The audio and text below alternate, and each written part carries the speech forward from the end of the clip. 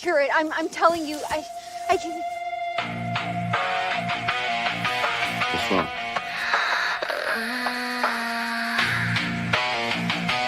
It's hurting them. Wait, what the fuck is going on? Hey, Sarah, talk to me.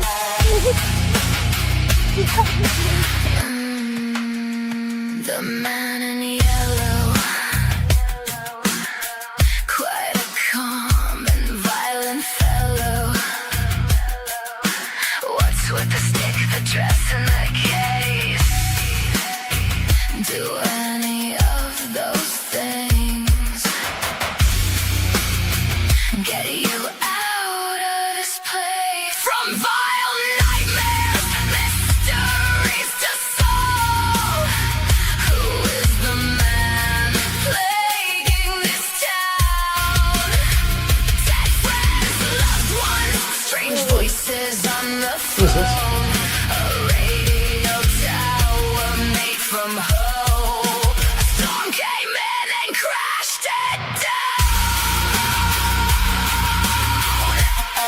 And crashed it down.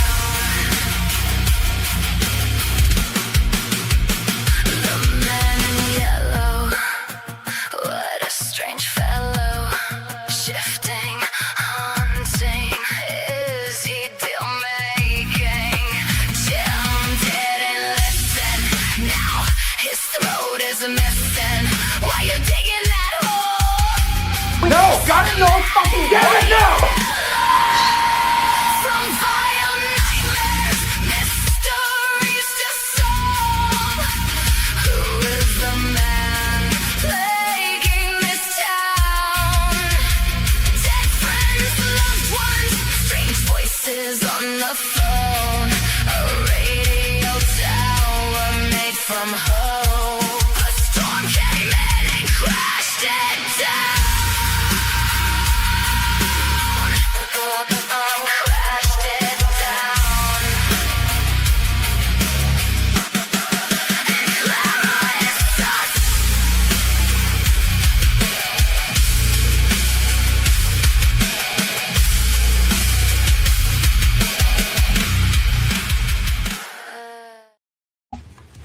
And welcome everyone. Happy Friday to all of the Fromily out there. Hope you guys have had a great week and are ready to gear up for the next episode, episode 2 of season 4 of From. As it has been a great ride so far. It's been very thrilling and I would say revealing of some nature, which if you guys are members after stream tonight, we will show how revealing From is with a few takes. For the members, it's gonna be lots of spicy fun, and we got some humor in there as well. I can't wait to dive into it. Plus, tonight we have I have a clip kind of put together. I talked about it on one of the earlier streams, but we're gonna kind of show off a little Sarah Sophia comparison, as well as I started a song for our story walker. That's right, this next hit goes out to a very special story walker, Miss Julie herself. I'll let you guys take a listen to the 3 I got so far. They're also in the Discord. And we'll see if you guys like them. If not, we could change lyrics and all that kind of stuff. Also, we'll have an open panel tonight, so all you guys can come hang with us as we check out all the bits and let us know your thoughts and theories on the season. And we also, I'm trying to think of all the bits, Dana. Oh my goodness. I think we need a Clara emoji. I know. I gotta get a Clara one, and I want to do a Man in Yellow one. So I got to figure out which ones to get rid of. I'm thinking, I forget which ones I have in there right now. I think Father Cautry's in there. I might be able to take him down. The Kimono Lady. So yeah, we definitely do a Clara, and I want to do a Man in Yellow. No, Sophia, I'm doing Man in Yellow. Right? We support Doug on this channel. That's right. He is the man.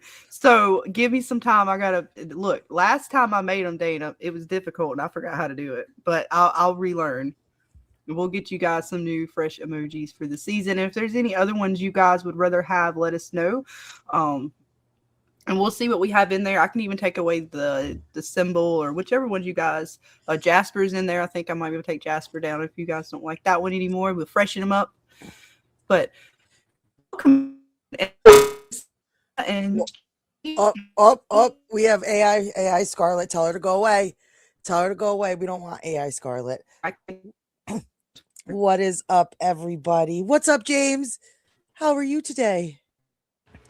I'm doing well, ready to talk some From with you guys in the chat. I know. It's been a week. I can't believe episode 2 is here. I'm so excited. But let's see. I know we have Captain Shriver hanging out with us. Looking forward to joining tonight. I'll be somewhat late as I'm going live on my YouTube channel, non-From related content, but I should be only an hour later, so no worries. We will take you when you get here. Don't worry about it. No worries at all. Who else we got? We got the birds hanging out with us. Happy Friday, everyone. ETA, get this party started. That's right. So happy James is a part of the stream. He's stuck with us, whether he likes it or not. He's not allowed to go anywhere. So you will always find James over here on Help! They have me trapped in the basement. Stop. Shh. Nope. I'm still not here, am I? You are. I am. You're back. Okay. You're back. Possibly for a moment. There you go. I'll hand it back over to you. Welcome to the birds and welcome Green Spider. Damn it! Internet. Oh, this is fucking horrible. Oh, wait. This is terrible. I apologize, Dana. And I think he's gone.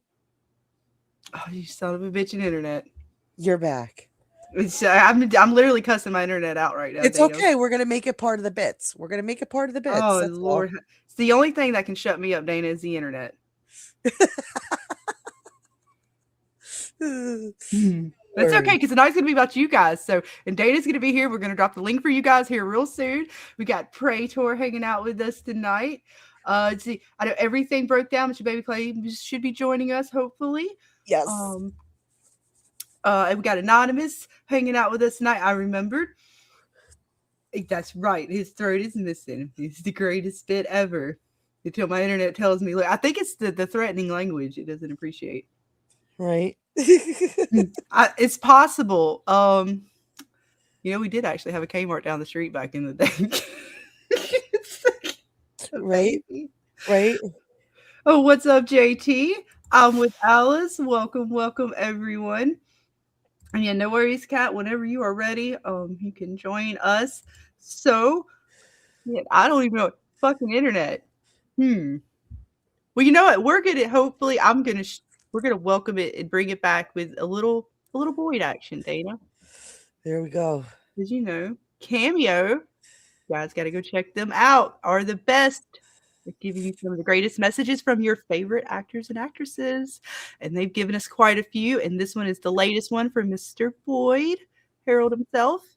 Yeah, so we do have some others in the work, so we will be getting more cameos for the season. Scarlett and I just have to do that. We're getting there. All the bits, folks. But here he is. Hey, Dana Marie, Scarlett, James, Mama Susie, everybody over there at the Witch's Brew, what's up? Season 4 of From is coming out, and I just wanted to give you guys all a big shout out and tell your whole family to make sure you guys keep coming with your theories. Everybody really loves them. I think you guys are going to figure it out. Maybe, I don't know. It seems like, I don't know. I'm making that up. I hope you figure it out. But yeah, thank you guys for hanging with us through all the seasons. I saw other people have come on here and said hi to you guys, and I wanted to make sure I got my chance to say hi to you as well. Mama Susie, your mom loves you. She wanted to make sure I shouted you out. But anyway, season 4, you guys stay tuned. I think you're going to love it. Season 4 is really mean. It gets really mean, so just hang on, but keep coming with the theories and stay part of our family. And I will see you soon. Peace. Yes, that's right. And we have seen the man and some broken means this season, Dana. Nico agrees. Yes, she does. She's seen it. Sorry. He did not. Look, he wasn't lying. It's gonna get dark. It's gonna get a little crazy. So I'm bring back up my screenshots. I'm trying to click the right bits here. Apologies. Oh, I got to remove first. I remember now. All the bits coming back to me.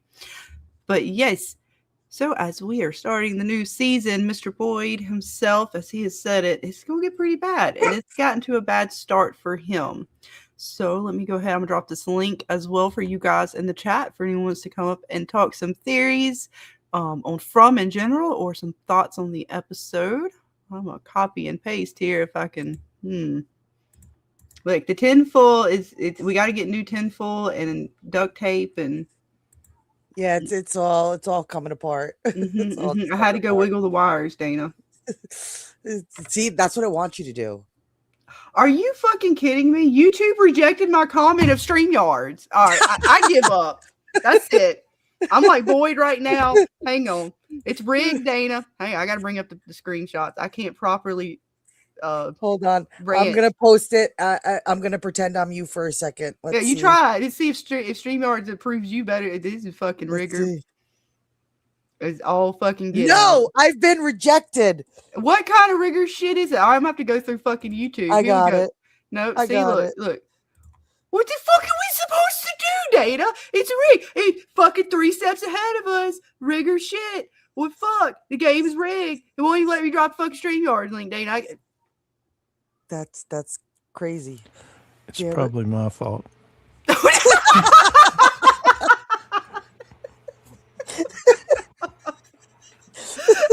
I refuse. We've pissed YouTube off a little bit too much. It seriously won't let me drop it there. All right, that's not even. Oh hell nah. Fuck you, StreamYards. Fuck you, YouTube. There we go. Oh, did mine go? Nope. It says internal error. What the fuck? I will post this shit in the Discord. They gonna keep on. Look go off on YouTube in a minute, James. Where's Vic? Vic. I swear. Hang on. No, hang on. I gotta turn my volume down on the stream. Look, guys, we're gonna get this. There we go. There it goes. God damn it, I was on YouTube. This is some shit. All right, I'm pinning that shit just because. No, don't put user in timeout. Yeah, what the fuck? Seriously? Seriously? James, I think we caused too many waves. It worked. It's fine. Just shit. Look at the boy's face is my face. I've been cursing YouTube out all over the place. Just an FYI. Oh my gosh. Well, there it is, folks. Anyone, I apologize, guys. Even Nico. See, Nico's even pissed. She says, "Screw YouTube." Anybody would like to come and join us with their thoughts and theories, please do so. The link is pinned. Right, but you've been warned. And I'm liable to go back to AI Robot and Scarlet. It's going to be a night, folks. Strap in. Get your drinks. Get your snacks. Get ready. I'm sure it's going to be a hell of a ride. I apparently ill-prepared myself for the fuckery. Right. That was bad. I did not approve of that at all, Data. It totally said hell no to my fucking link. What is the... All right. Anyways, we're gonna get back into the bits. Right. But yes, we got Mr. Boyd here, and I just about felt like him there a little bit. Look at, there's you two as Donna, Dana. Right. And there we are. There's James. Did you feel like you have that face right now at YouTube? Oh, I got a different face, I think. Oh, it's worse? Oh, fuck. Yeah. Preach, James. Preach. Get it out. Get your feelings out. Let them know. Nah. I'll try to keep my cool. Nah, I'm just joking. That was fuckery, just like in the show's fuckery. Just the man in yellow shape shifting and changing. We got poor Boyd here. He's feeling sorry for Sophia too. What kind of see, all of this shit is rigorous.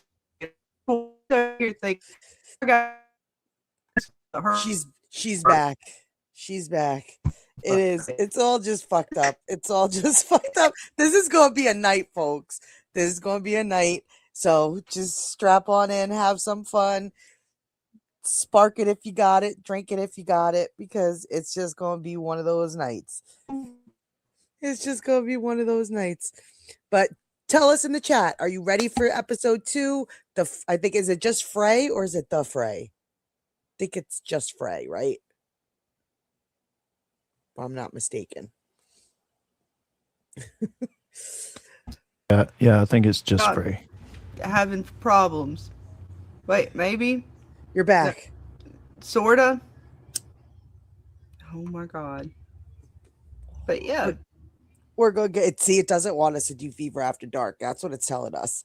It's warning us. It's saying, stop it. Oh, we're Stop doing it. No, you pissed me off. I'm playing all the bits now. It's over with. We're done. We're done playing nice. James has no fucks to give. I didn't have any to begin with. Right? Nope, it's over. Look, this is the face of all the folks now, and we're just done. We're done with the fuckery and the bullshit, and we're ready to get the pitchforks, like them sons of bitches, to go down to the caves and let the monsters know what. I know they're gonna come back, Dana, but can we at least tie them down or something? Right. Well, I don't think it's gonna work because then somebody's gonna have to give birth to it. No, don't kill it, Dana. Can we just like punch it and like hurt it and so you don't kill it? I don't know. They might enjoy that. Can you Sick torture fucks. them? Well, you know what? We can enjoy it together, I guess. Fuck them. Just like Jim said, right? Jim told the man yellow. I gotta press the right button. What did Jim say? He was like, fuck you, Fuck man. you. Fuck you. That's the way we feel right now. I mean, this is Right. your favorite part. I do hope to see if that is going to be Jim fucking around in the cabinetry and shit. That's going to be great. I can't wait to see if that is Jim. Back at the house, telling folks, you bitch. You cheated on me. Don't you let Jade up in this house.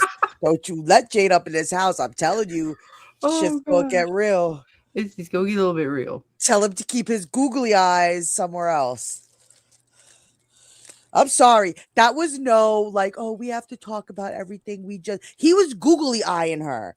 He was googling her. He looked surprised to see her. There was a little shock possibly, or oh my God, you're here, Tabitha. We need to have a conversation about what just took place. I can't believe. Hey, I gotta get to his face.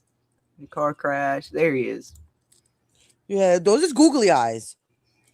Those is googly eyes. Well, you know, he asked you, that had to feel real. And I don't know what I felt. He felt it, Dana. Oh, damn it. I'm already ready for After Dark. Mm-hmm. James, what do you think he felt? I think he felt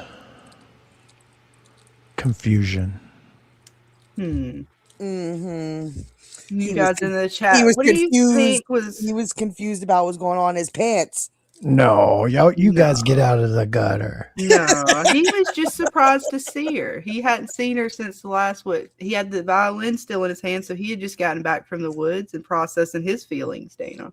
He felt things. I bet you he did. It was simple things like, the realization that perhaps you had a child that didn't make it. And you might have been the cause of that. You guys in the chat, let us know. What are your thoughts on Mr. Jade here? What was he feeling for Miss Tabitha on the walk back to town? But he met eyes with her. Try to go over and make sure StreamYards ain't fucking me over too, Dana. I swear it's going to be a long night. It really is.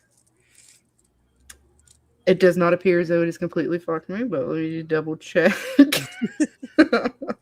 Telling you, man, it's night. But no, I mean, I don't know. I think it's harmless. I don't know. Let's see. Green Spider says he just remembered he'd been stuck with her for hundreds of years. Oh man, is that like a disappointed look then? Oh, poor Jade. I'm gonna be stuck with this bitch for another 100 years. No. Yeah, no. I mean, in all seriousness, I do think it's just he's, dumbfounded. Like, right. Holy crap! What did we just learn, and what is happening in this place? And I think we need to talk about it. Not, hey, let's get together or anything right. like that. No, yeah, I think it is because both of them, like, she's kind of regressing a little bit with, like, she's kind of, I don't even know what to believe, and he's like, no, we got to figure this out. He definitely, I don't really take it as googly eyes, but he definitely did look at her like, oh God, are we gonna like? And she's kind of telling him, not right now, Jade. No, we can get time to talk about it later. See, that dad Andy, but he just wants to talk to his wife, but she don't want to remember. Shame. He just want to have a little conversation about bits, but she waiting on Jim to come home. And he came home all right, smacking around them cabinets. Well, I mean, he allegedly was smacking them cabinets in that book, which, by the way, did anybody, I mean, I tried to get a good screenshot of the book, which, by the way, I did not. But from what I could see, and I'm going to try to go back and get one. I don't know what this book was, but I swear it had some, like, moon thing on it. I'm assuming it's some random book they had from somebody who dropped in town, who knows when. But was like, it Ethan's book? Possibly? No, it wasn't like an Ethan book. It was like older looking, but not like super old. But like that somebody from town might have brought in and just been sitting around. But I got to get a better screenshot of that because I couldn't read what it's like. I couldn't read the words on it. All I could kind of make out were like the images on it, but it didn't look like a kid's book. It was more like I don't know if it was talking about some kind of like moon phases or so. I don't remember what the fuck it had on it, but because I couldn't really make it out, but I was just curious if anybody else who'd watched it remember what the book said. I'm gonna have to like put it in, and because it's a really quick frame where they show it right before it gets like flung up. Mm-hmm. And I didn't quite get to it, but I'm gonna try to clip that out and see if I can't make out what the book said. Probably didn't mean anything. It's more curiosity than anything. Did you see what it said, James, by chance? I did not, but I can go look. But James on the case. Right? That's right, folks. Weird. Detective James. He's deep diving.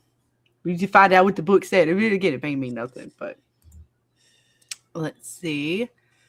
Mike Light says, it's sad that they gave Tabitha forced denial that now she doesn't believe that she is a reincarnation just to force a wedge between them.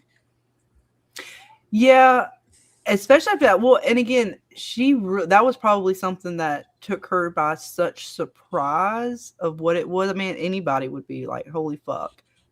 And then on top of everything else they've seen, yeah, I guess it's showing kind of the two sides of like of a human, right? Like some people could take that information and where Jade is like embracing it and saying, okay, we need to further investigate and figure out what this means. She's now regressing and just kind of like, I'm choosing to not believe what I saw. And then again, who knows? Like, I am curious if it is real, because there's the phrase that they use, and they put it on, I don't know if it was on Instagram, Twitter, but MGM put a post and it had like a picture of the bottle tree, of just like the bottles hanging from the tree, like a really close up shot of that part of the tree.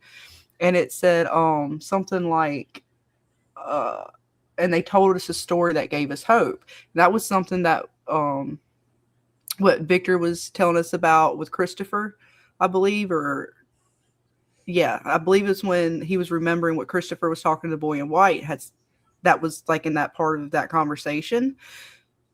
And it's so weird. I'm thinking like, well, what if the story of the children was like in a weird way just to give them hope that they would leave. But it wasn't real. It was a lie.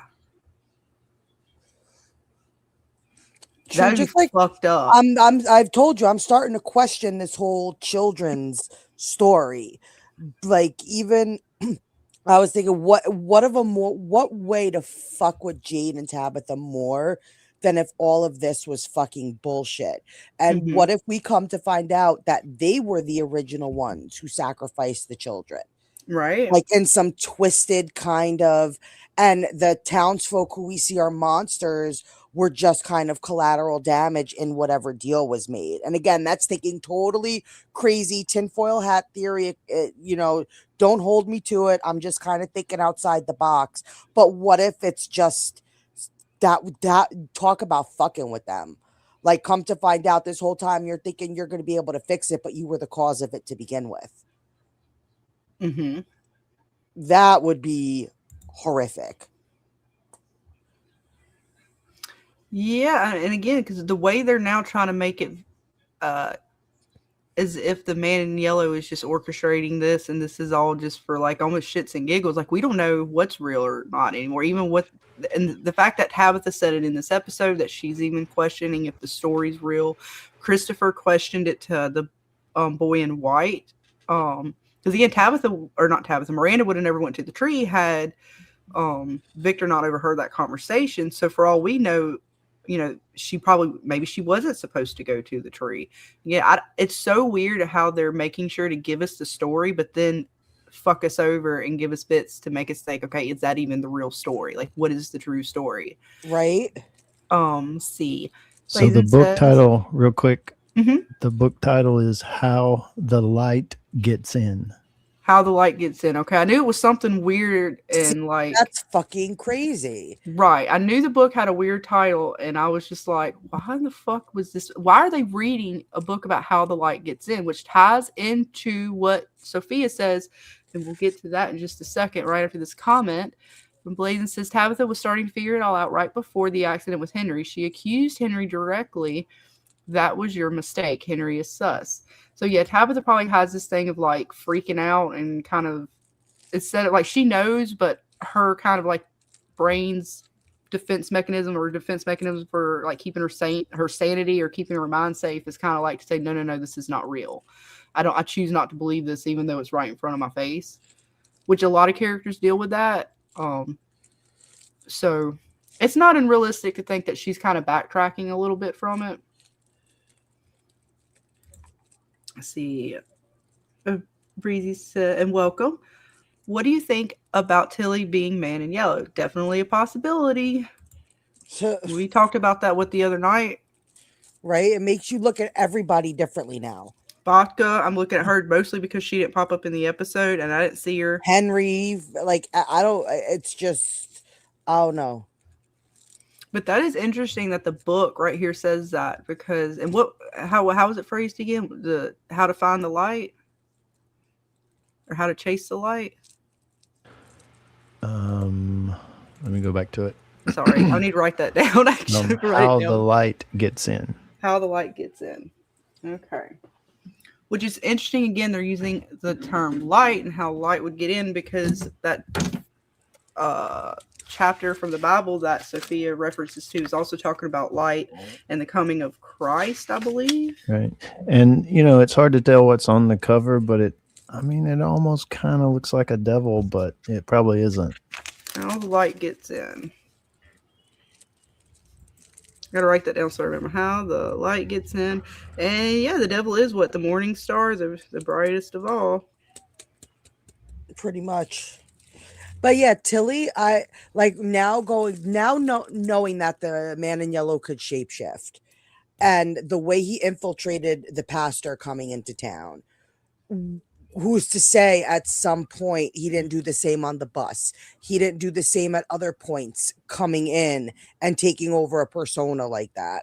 So I don't know. I don't know what to make of Tilly. And, Tilly dancing the way she did when she first arrived. Was that before or after Boyd got the worms? Because if it was after, then she could have been if she is the man in yellow, dancing because she's finally free. It could be. I mean, Boyd, let's see, like technically Boyd was still in the dungeon at that. I mean, I guess it depends on how you're working the story, right? And we still don't even know how those bits are worked. But it's still possible. Yeah. Tilly is definitely, the bus is curious enough. Because they don't necessarily say like, hey, we picked somebody up or not while we were driving in.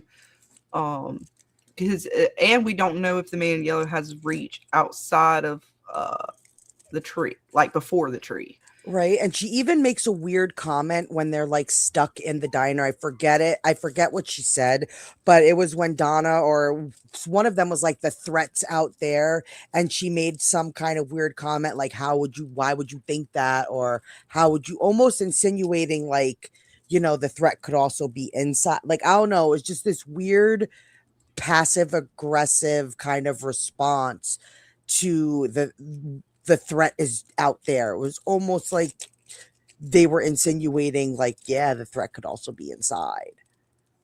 Mm-hmm. Yeah, she had the tarot cards, which was weird. The way she kind of reacted to the music box in the diner when the first night, she kind of looked at it and kind of shrugged it off. She's definitely was always a sus character people looked at, and now she's going to be brought back as, again, like, we kind of thought, okay, well, Tilly died, so we'll kind of put her to the back burner. But characters like her are definitely going to come back to being talked about with the shape shifting and fuckery of the way Sophia, aka Man in Yellow, is kind of talking to the characters this episode. It is definitely possible. Like I said, I'm looking at Baka because she would have been the bus driver, right? Who better to just have brought them all in? But that would have to require him having the power outside of From, which doesn't mean that he doesn't, right? Because we have no idea. If the boy in white possibly was outside when Tabitha when she went back to Maine or whatever to get Henry, and she possibly saw him there, then it is possible that the Man in Yellow can also have reach outside of the world of From. Yeah. Let's see. And we don't know how the Man in Yellow's shape-shifting powers work. When he used it the first time, looked painful. I doubt he was shape-shifting to all other characters. Yeah, I wouldn't say he would have been a whole bunch of them, but I would be curious to see if one character throughout the time of the Matthews or even before the Matthews, if somebody was if he was someone else. Now, I don't think he would just be shape-shifting willy-nilly between individuals. This would have to be somebody that he knew that he was going to be able to kind of help cause, which I would assume some sort of chaos, similar to how Sophia is kind of working within the group. But because I'm not we sure. Still don't know how Father Khatri is working, how Tom was working, or if what we saw in the trailer with Jim. Because if that also is the Man in Yellow, then he's shapeshifted. So besides being painful, if he did take the form of those characters, then there is a strong possibility that he was also someone else. Now, mind you, Father Khatri, Tom, and Jim could be someone else or the other side of this coin, so to speak. We don't know yet. We don't even know if there's another side to the coin. Is this place just darkness, or is there some form of light or other side in this universe? We don't know yet. Right. We don't know yet. But if we're talking about balance, I'm going to assume there's some other force, but I don't know yet. Like, I don't know yet. Like, I know my Clara theory kind of dabbles into maybe Clara could be on that side of the spectrum, but I don't know. This is such a dark place that even other darkness could be opposing the Man in Yellow, but they're still dark, if that makes sense. Like, it doesn't necessarily mean they are a force of light or good. They could just be another form of darkness that still just wants to stop the Man in Yellow. Well, yeah, because if this is just a full-on kind of like, I don't want to say like purgatory or hell, but some sort of like reality or place where it is just like of demons and nightmares, and it is like monster eat monster, even, like one powerful demon trying to beat out the other to be Supreme Demon or something. I don't know. Right, because it's not like we haven't seen that in other stuff to where you're talking about demons versus demons. Yes, they're all dark, but you can consider like an opposing force to a real big bad technically good. I don't know, because see, I don't, even when you're talking about Lost, I don't necessarily see Jacob as good. No, and and that one was definitely weird because he wasn't bad, but neither the darkness wasn't bad. He got pushed into darkness. He was created into darkness. He wasn't necessarily dark. With the Man in Black. Like, he that's just what I'm saying. he just wanted to have a free life. And so it's like, it depends on what you're looking at as what would be considered good. Because you can even say that about the boy in white. If he has the means to be able to get people out of this place, then why isn't he doing so? Well, there still might be rules. Like, Jacob still had rules he had to follow. the man in black still had rules that he had to follow. So Right. until we really know the rules and what are at play, yes, you can consider that evil, because then hell, why aren't you helping these people if you get them the fuck out of here? He Right. might not be able to. True.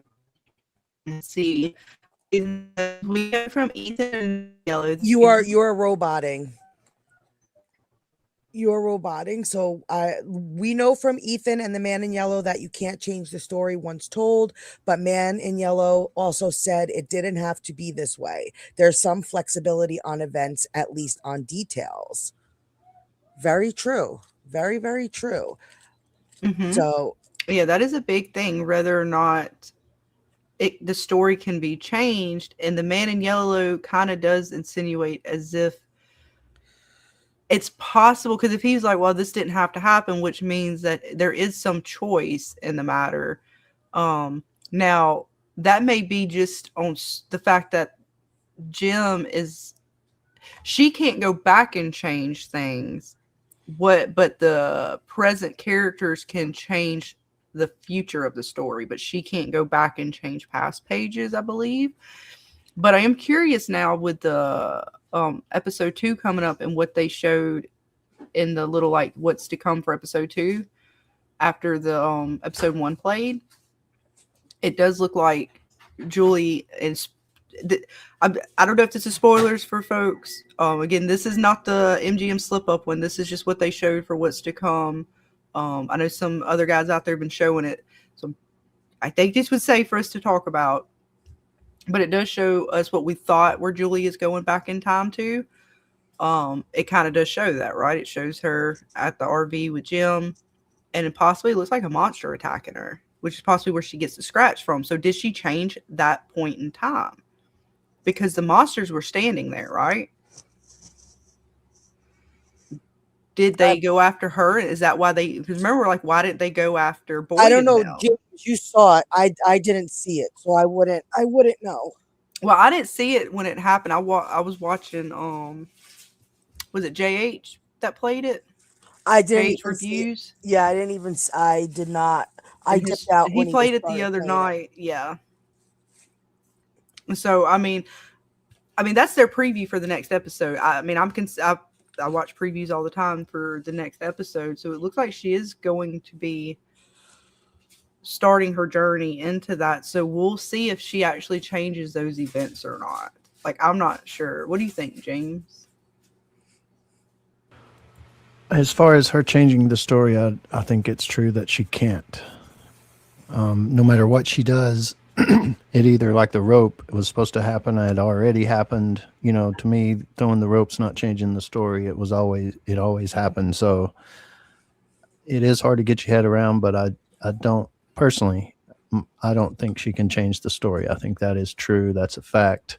And you know, my theory on Julie is she's not the hero of the story per se. She's not going to change something and fix everything.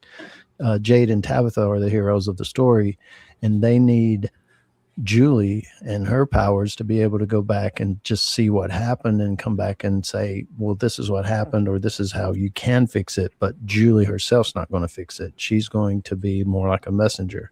So, you know, she's going to try, though, because she don't know, or she don't want to believe Ethan, and she wants to save her dad, of course. So she's going to try. But I think we'll find that it's something that's already happened every time. And, you know, she's just had always been there. Mm-hmm. You know, like I said, hard to get your mind around, but. Do you think there's possibly a workaround? Like, do you think not change the story per se, but like Scarlett said, what if she could get people to change their choices? And it's the choice that changes the story, not necessarily Julie's actions. Well, I think it goes back to it would have always happened that way, or that was already written that way, kind of thing. You know, I don't. Mm-hmm. You know, it's like the rope again, and again, it's hard to get your mind around. But it's like if Julie goes back and talks to someone and they make a choice, they always made that choice. You know, it wasn't Julie changing the story. Gotcha. But I am curious because if she starts popping in around certain events and I don't know, changes the placement of the monsters, is that necessarily changing events? Like, what is she? Which things are allowed to be tampered with, and what things are not? Because if those things are already set in stone, like the rope, I get that was already set. She went and she continued along the journey and went into that because we know that that was messed with. But if we go back and there are things that are full, like, okay, we know that. Like, I can't assume that she's going to go back and distract something too far, but I am curious if how far they're going to let her go to, like, almost messing with events until she figures it out. Right. And again, it's like whatever she does, however far she goes, it always happened that way. It's Mm-hmm. that she can go farther than up, to change something. And it's not about her changing something. That's the whole thing. I think a lot of people anyway that I've heard theories from is it's about Julie changing something. That's not what to me anyway, that's not what's going to happen. That's not what it's about. She wants to change something. She wants to bring her Right. dad back, save her dad, things like that. She wants to change the story. She even told Ethan, maybe I can even bring Thomas back. But Right. other people's theory think she can go all the way back in time out into the real world to even save Thomas. But I think she's stuck in just Fromville's timeline. That's the only Right. place she can story walk. So she can go back to the first cycle. And And that it's would not be about interesting. changing something. She's not going back to the first cycle to change something. If she goes back to the first cycle and slaps one of the little kids always got slapped. Mm-hmm. It always happened, right? Yeah, and I hope she does go back to the beginning, right? Because But she can't that would be change it. better for her, right? Because if she But goes she back to the can tell. beginning and she gets the knowledge of how the pact worked, of how Right. this demon or this entity, this Right. whatever man in yellow, if it's the man in yellow, whatever it is, the bigger, badder power, and even find out if the pact is true, right? Like, if she's able to go far enough back to see where the first lie or manipulation starts, to let mom, come back and say, Mom, the children aren't real, or Mom, the children are real. This is true. This is, I Right. met you when you were a little girl, or whatever, Yeah. to get them to, because if her mom is faltering on what she thinks is real, maybe Julie is going to be able to go back and see the truth, and bring the truth back to light in some form. So that would be really cool. I'd be cool to see that, because it did look like she possibly got a glimpse at the children. She didn't see the children, but she was walking it through the caves, and it sounded like she heard the children on the slabs crying. So, James, you think Julie has to go back, learn something, and tell Tabitha and Jade, and that's how they change the story? Well, not change it, but maybe be able to go home or whatever happens in the end, fix it Yeah. or whatever, save the To kids. give them the knowledge that they need Yeah, to solve. Julie's not the only problems. one giving them knowledge. They're learning all kinds of different ways. Victor's drawings. You're going to have the Jades, the Civil War soldier, the guy drinking from the skull, Christopher. You've got those ghosts telling, revealing stuff, even though Jade doesn't understand it. They're trying to maybe tell him something, right? Get him to know more knowledge. So there's a lot of different angles that they're learning stuff, not just Julie, but I think Julie will play a big part in that. Mm-hmm. So you think the images that Jade sees are past reincarnations? That's my theory. Yeah. Christopher's one. He saw the Civil War guy. I think that's one. The one with the railroad spike on the tree that drinks from the skull. I think that's another one. The boulder, the guy crushed with the boulder. Or We saw past Christopher. Jades. Yeah. Yeah, he's seen a lot of bloodiness. And they're telling him something, he just can't understand it, but little by little, through whether it be a little bit from Victor and maybe one of his drawings, a little bit from Jade's visions, a little bit from what Julie might can tell them, and hopefully they'll figure it out. Mm-hmm. MG says, I think Jade's going to take a trip on shrooms like Miranda and see past lives. I mean, he could possibly. Let me go back. I started a few of you guys' things. If you want to go back up, we had some good questions and some thoughts and things in the chat. So, West of Westeros asks, do you all think we will get any monsters first-person point of view dialogue this season? Like they take showers, read books, color in coloring books, or even wash their clothes, right? Like, because we kind of not fully get it, but when Jasmine's in the bathroom and she's kind of looking in the mirror and rubbing, like, rubbing the blood off she's or whatever. Conscious to the spot, but she doesn't have dialogue with it, right? Yeah. Like when they're in these human moments, they don't speak. Even when we see Smiley touching the stuff in Colony House and on the bus, and so it would be curious if we see them. Now we did see in the caves that one girl pop up on Victor and them, but again, we don't see them just down there just having like this sort of full-on dialogues within each other or something that's not associated with another of our main town characters. So that would be curious to see, like, do they communicate amongst each other when they're down there in the caves, or is it all just possibly, within their minds? Like, what do they do? Do they literally just sleep in the caves the full time? I mean, they don't fully, right? We know that they can be awake down there in the caves while it's daytime. They appear to just sleep, but again, we have no idea. We're going to see Jade at some point go down there from what the trailer before the season showed us. Is that during the day or at night? There's no way for us, I think, to really tell. So we'll see. Like, because they were moving around on Victor and Victor's dad, and that was daytime, right? And she wasn't like dirty half monster. She was like, hey, it's nighttime with the big smile, and I'm going to come rip your throat out. You better leave. I told you, Victor. Right? So, I mean, that would be interesting to see. It would. Let's see. Blazin says he seems to need the clothes in the suitcase to shapeshift into. Are the clothes from previous dead residents? We've seen a white dress in that suitcase before. And yes, that is a very good question. How does this work? And what is up with the clothes, the suitcase, and all the bits, right? Because it's not just that suitcase. In the caves, there's like, a whole bunch of suitcase, chests, and things that they even had the doll Jasper sitting on. So I'm very curious to see how this works. You guys think it, like, the clothes, like, he has to have the clothes like it's attached to a body, like, how they take the items?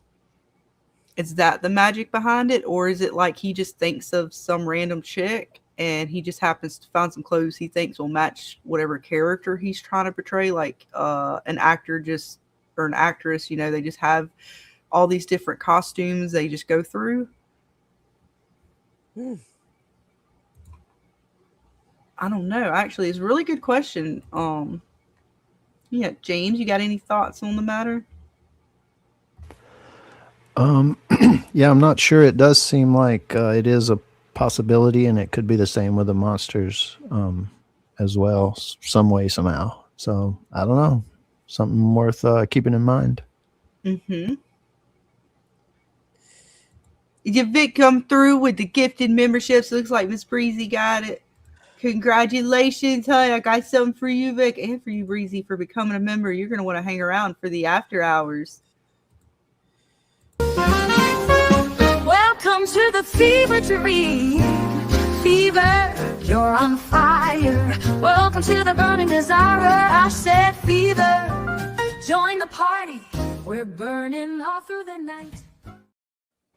Thank you again, Miss Vic, for the gifted membership, and congratulations, Breezy, for being the reciprocate. Again, all you guys who are not members, you are going to want to get that membership in, because we're going to have a little bit of fun in the after hours. We're going to hang out here for a few, and then we're going to go extra late into the night. A lot of fun. And welcome, Billy. Hope you're having a good night, man. Stay safe out there. Yep. You guys get to see Dana turn into Dirty Dana.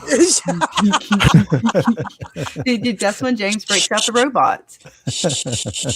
The dolls. What happens in the Fever After Dark stays in the Fever After Dark. Well, we got to tease him with something, Dana.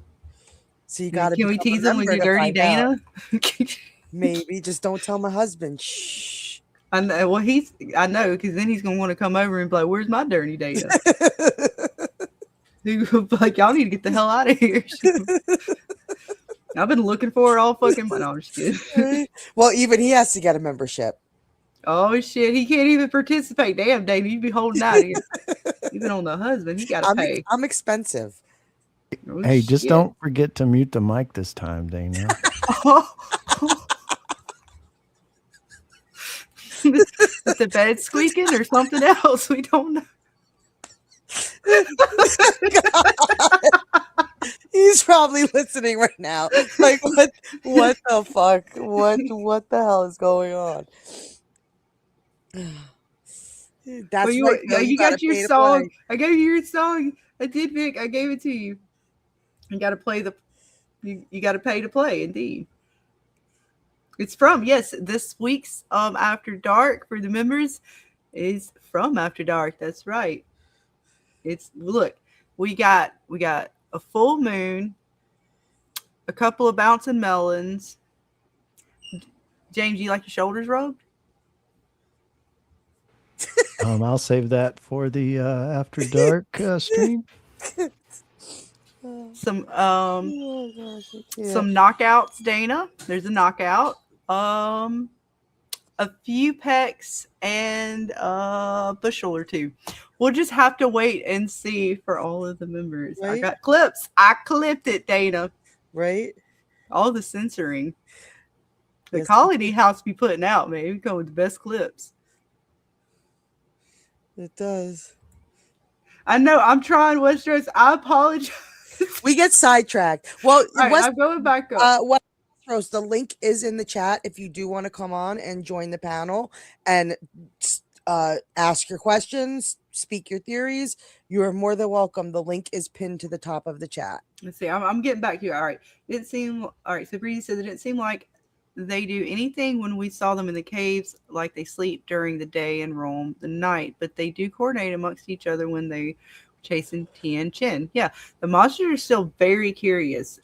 What they've told us of them of the story now, kind of displayed, makes you think, okay, these were the original townsfolks. They made a pact, a deal, and then they've got some rules that don't quite make sense of why they can't quite roam during the day. As if they have to dwell in the darkness. Maybe it's because they gave their children up in the darkness. So now again, Jasmine talking to her boy in Colony House about this is, I forget how she phrased it. This isn't what we asked for. This is what we asked to be, or something like that.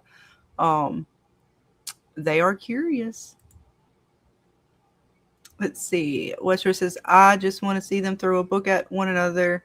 If one toots, what, knew another monster? Like, what the fuck, dude? Well, I don't know. We can throw all the. Well, I don't know. Can we not? It doesn't seem like they have much of a life other than haunting the town. Yeah, Is they a like to simple play answer. with them. They get pleasure out of the town's suffering. What's up, Bill? It'd be weird if Julie, somehow fixes things, and the show ends with them traveling onto their vacation. No tree in the road. Yeah, if she actually does, I don't know if they'll be able to do it that way, but it would be interesting to see how they're going to play her part out. I don't know if we've actually seen the monsters ever speak to each other. They did,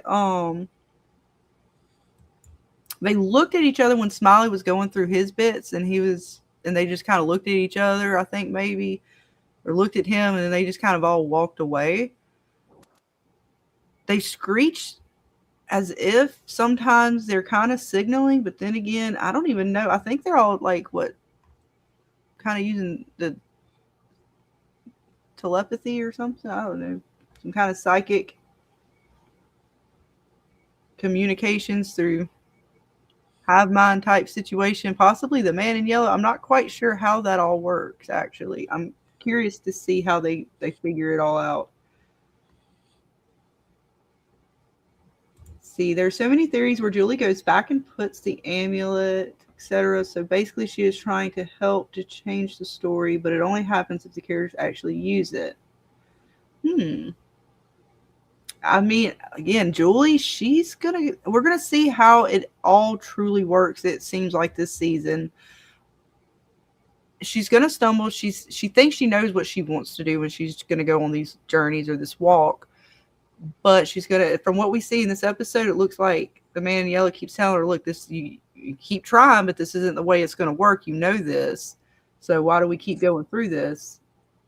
So she's gonna have to learn to go back to points that are actually going to be meaningful, other than just trying to save her dad. I'm assuming. See. MG says, I think Jade's gonna take a trip on shrooms. Oh yeah, I did read that one. Yeah, he might. I mean, that would be interesting to see. He was drinking a lot when he started to see some other bits. So maybe the drugs do help for some. Are all those past lives the skull drinker, Civil War old man that shoved Jade? Yeah, I think we were talking about that earlier. Yeah, I think so, possibly. It's just a theory, but yeah, and the old man, he means Christopher, that showed him that drawing book or whatever. Yeah. Yeah, Christopher. Yeah. It's just a with theory, the blood though. with the symbols and the blood coming out the page down the pages. That was a good one. Welcome, West of Westeros. I'm sorry, I'm trying to catch up to you guys. Oh no, you're fine. Welcome. You guys are popping in here. No, but you guys did have some good. I was trying to star them as we were talking because we will get sidetracked. But welcome. Look, I'm so far behind. You guys are still popping. So yes, tell us some of your thoughts, man. Feel free. You don't want to know my thoughts. I do. Because like I'm gonna live on the theory that sorry, I've had that allergy today, so my nose is a little stopped up. I have a really terrible two-part ending for this series, and one that's pretty basic is that Boyd, who we all learned and loved to be the main character that kind of held things together, like Donna, but Boyd's more the main one. He's gonna wake up in a straitjacket, coming to from a dream, and this was all a nightmare. Or that he's gonna have to fulfill his wife's destiny, Abby's destiny, and take out everybody, which is that 47 bullet moment. And he's gonna end up finding his boat by doing so, and he's gonna think he's escaping, and then he's gonna go out on the water, just to end up seeing the lighthouse, and he thought he got away, coming right back to From, and it's gonna be credits scene, credits roll, and you just hear, "Oh fuck." The end. You don't know. We have no idea. It's not a bad theory, but I believe, James, you would know more than anybody because you kind of follow this stuff. Didn't they put out an official statement of the three things or something that it definitely wasn't? Oh, It wasn't Jesus. purgatory. It's not Simulation. a simulation, and it's not the kids that were sacrificed made this whole thing, like made the world or something. Am I right about that? I don't know if it's official, but yeah, I did hear that. I just figure if they're going to have any kind of discussion in this show about something verbally, then that's just not going to be the case, which comes into play with Jim saying, I think this is a military program and we're in a simulation. Like, if they say that, then it's not going to be the end. Right. I'm gonna play with your mic, Westeros. I want to say you're coming in a little low. I'm gonna see if it's gonna let me play no, with I'm talking very low because my nostrils are stopped up. Okay. I know that. I was just making sure because I might be able to turn the mic up, which might help you. Oh yeah, you can control me all you want. Oh shit! There you Don't go. say. I mean, Look, hold save that. That's for the after hours. All right, we'll see what happens, and if it fucks it up, then we'll let it be. Hang on, let's see. Walked right into that one. You Okay, did. keep talking. You just keep talking while I play with the bits. Yes. Oh, ma'am. MG, that it's not a dream, coma, or purgatory. I know it was three things that they said they put out there that it definitely wasn't. Yeah, let Or me is play this with how your they're gonna sound bits. Or is this No, we're how they're turning trying you to all the way steer up. us? There you go. They Keep plan to talking. steer us away from it by telling us it's not. Come to find out it is. Could be. That I mean, reverse psychology shit. It could be, but I know that a lot of people, I think they said the whole purgatory thing because that was from Lost. That confused so many people watching Lost because yes, there was a point where they were in purgatory, but people confuse the island with purgatory, and I just don't think they want that confusion again. There's one unanswered question that I've never really brought into play because it just one of those things in the show that you just feel like you just don't think about caring about. But this has kind of bothered me, especially after this last episode for season 4, where Sophia plays a big identical mirroring role as to what Sarah did to Jade's buddy. Oh yeah, you want me to bring that up? That's a great transition to I had bits. Well, my question is, originally, why did the voices tell Sarah to kill the guy that was Jade's friend? What was his reasoning for needing to be killed? I think the same reason we see in the scene as Sophia tells the pastor that she comes in with that it's my favorite part. I wish it could last forever. It's when they begin to tear themselves apart. Because what did Sarah do? She tore herself apart. The town began to tear itself apart. That's when they really started to question Boyd, right? Because then old dead Father Cautry come in talking to him about don't tell Kenny nothing, or be careful how you talk to Kenny, because if you tell Kenny this or you don't tell, he was kind of fucking with him. And then what, lo and behold, happened? Kenny still found out, and he gave Boyd his badge. He said, I no longer have your back. So all these moments that they were like trying to play domino. Somewhere during the domino, a domino didn't fall. So then they had to force something to push people to do or go against each other again. It's as if he takes pleasure in manipulating the town, almost as if that's what he's done with the original town. Came in and manipulated them, caused them to turn on each other. Think of like the witch trials, where neighbor turned on neighbor, started pointing fingers. You're evil, you're evil, you're evil. And what happened, right? And so if you think about it like that, but he comes in as the savior to save the town with the deal, I'll help you, I'll do this for you. But it was a trick all along. He just likes to see them suffer. He just likes to play with them for no other means than just joy, maybe, out of suffering. I mean, I'm not sure, but the way Sophia, God, this gets so confusing now that he's transformed into Sophia. But the way the man in yellow is Sophia's talking, it's so happy. It kind of said the same thing to Jim, like, well, you want me to tell you why? Like, I'm so sad that you're going to miss this part. It's, his favorite part. What happens next is my favorite part. You want me to tell you why? And then we get to hear why from the lips of Sophia. And she is just like ravenous in this moment. She is just having the most joy ever, right, as she goes to suffocating. I mean, that's just crazy to think that all, and the fact that he's saying, I can't come to them as I am because of the knowledge that they've gained. Who knows what possibly the man in yellow looks like other than Victor? Fatima. She was trying to remember. She started hitting her head, and she was even saying, they made a deal with this thing, this horrible thing. And she was like, I can't remember. It's like, I could, it's almost as if she saw it, but she couldn't remember. But if she saw the man in yellow come in, she would remember. Them knowing so much about how this thing tricks them. Sarah's very aware. They're aware now after Elgin that something's not just going to be able to come in and easily trick them the way it has in the past. It has to come in, again, as something so innocent, so pure as to go under the radar that Boyd, Tabitha, none of them would suspect this little girl as something so dark and evil as the man in yellow. But wouldn't it be just so much easier throughout all these moments of like, oh, someone, threw a wrench in my plan.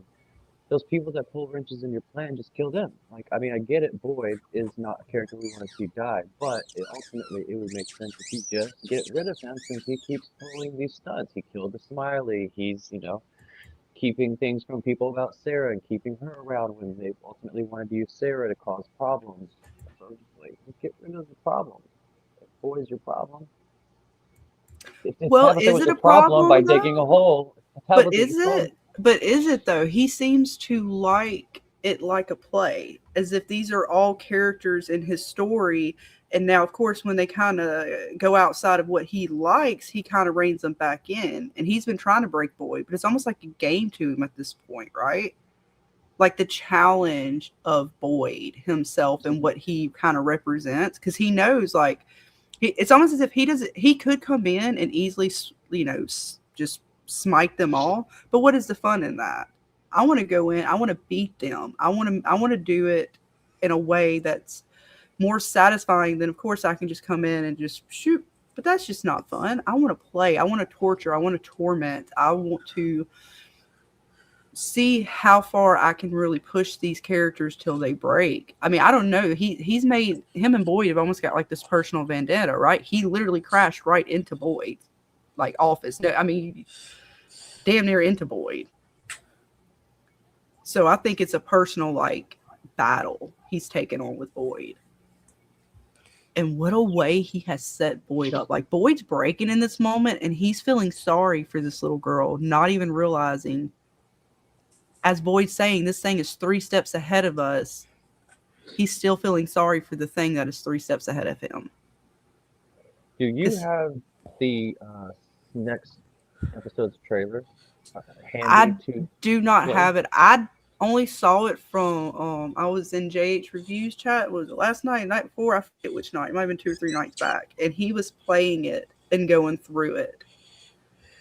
But I think you had to get it live when it aired the night, like, what is it, Sunday night? Yeah. And the only way I've ever seen it is from people like recording it off TV.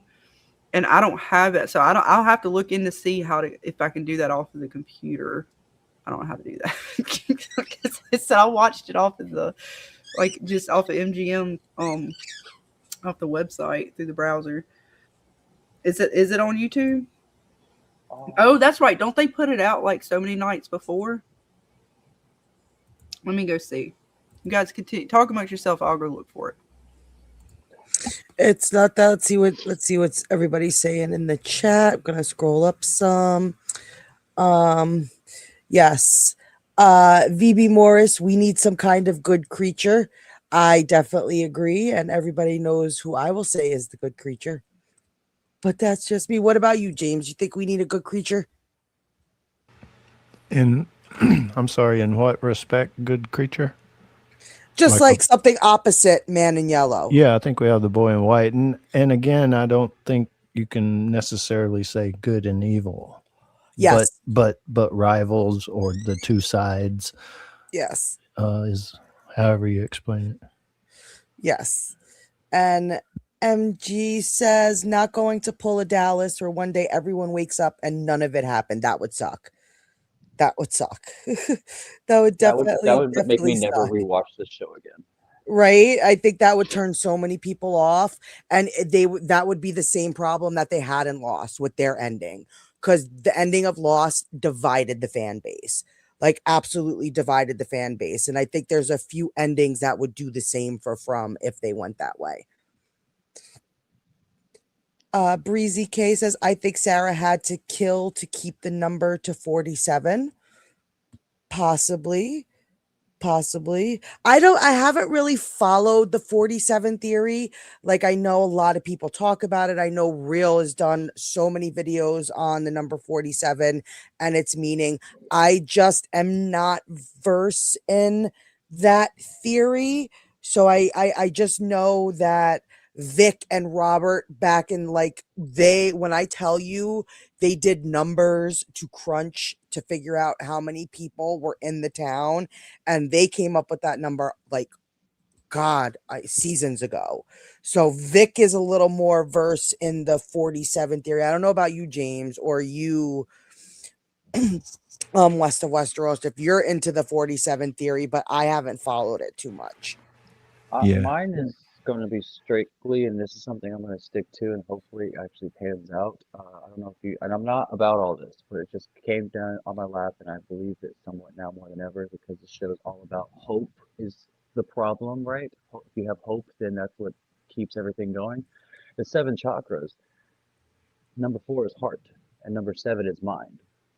So, I wonder if that somehow plays into it. It could be. It definitely could be.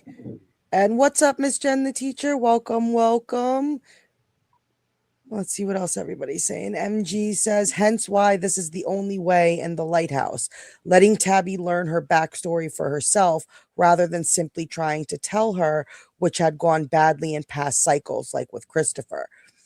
Yeah, until we know the rules and kind of what's at play, it's really hard to figure out why the boy in white sent Tabitha out the way she did and why he can't do it to others.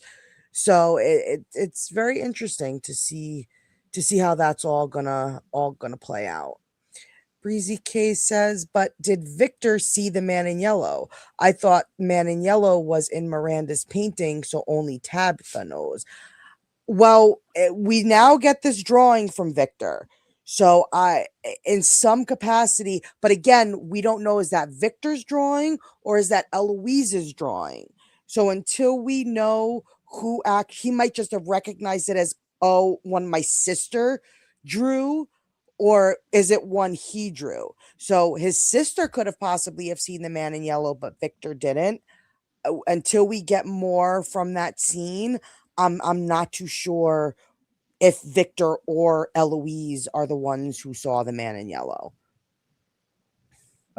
Real fast, Bill Chill to use my secondary thought on 47 is it takes chromosome 47 times to split before it makes an embryo.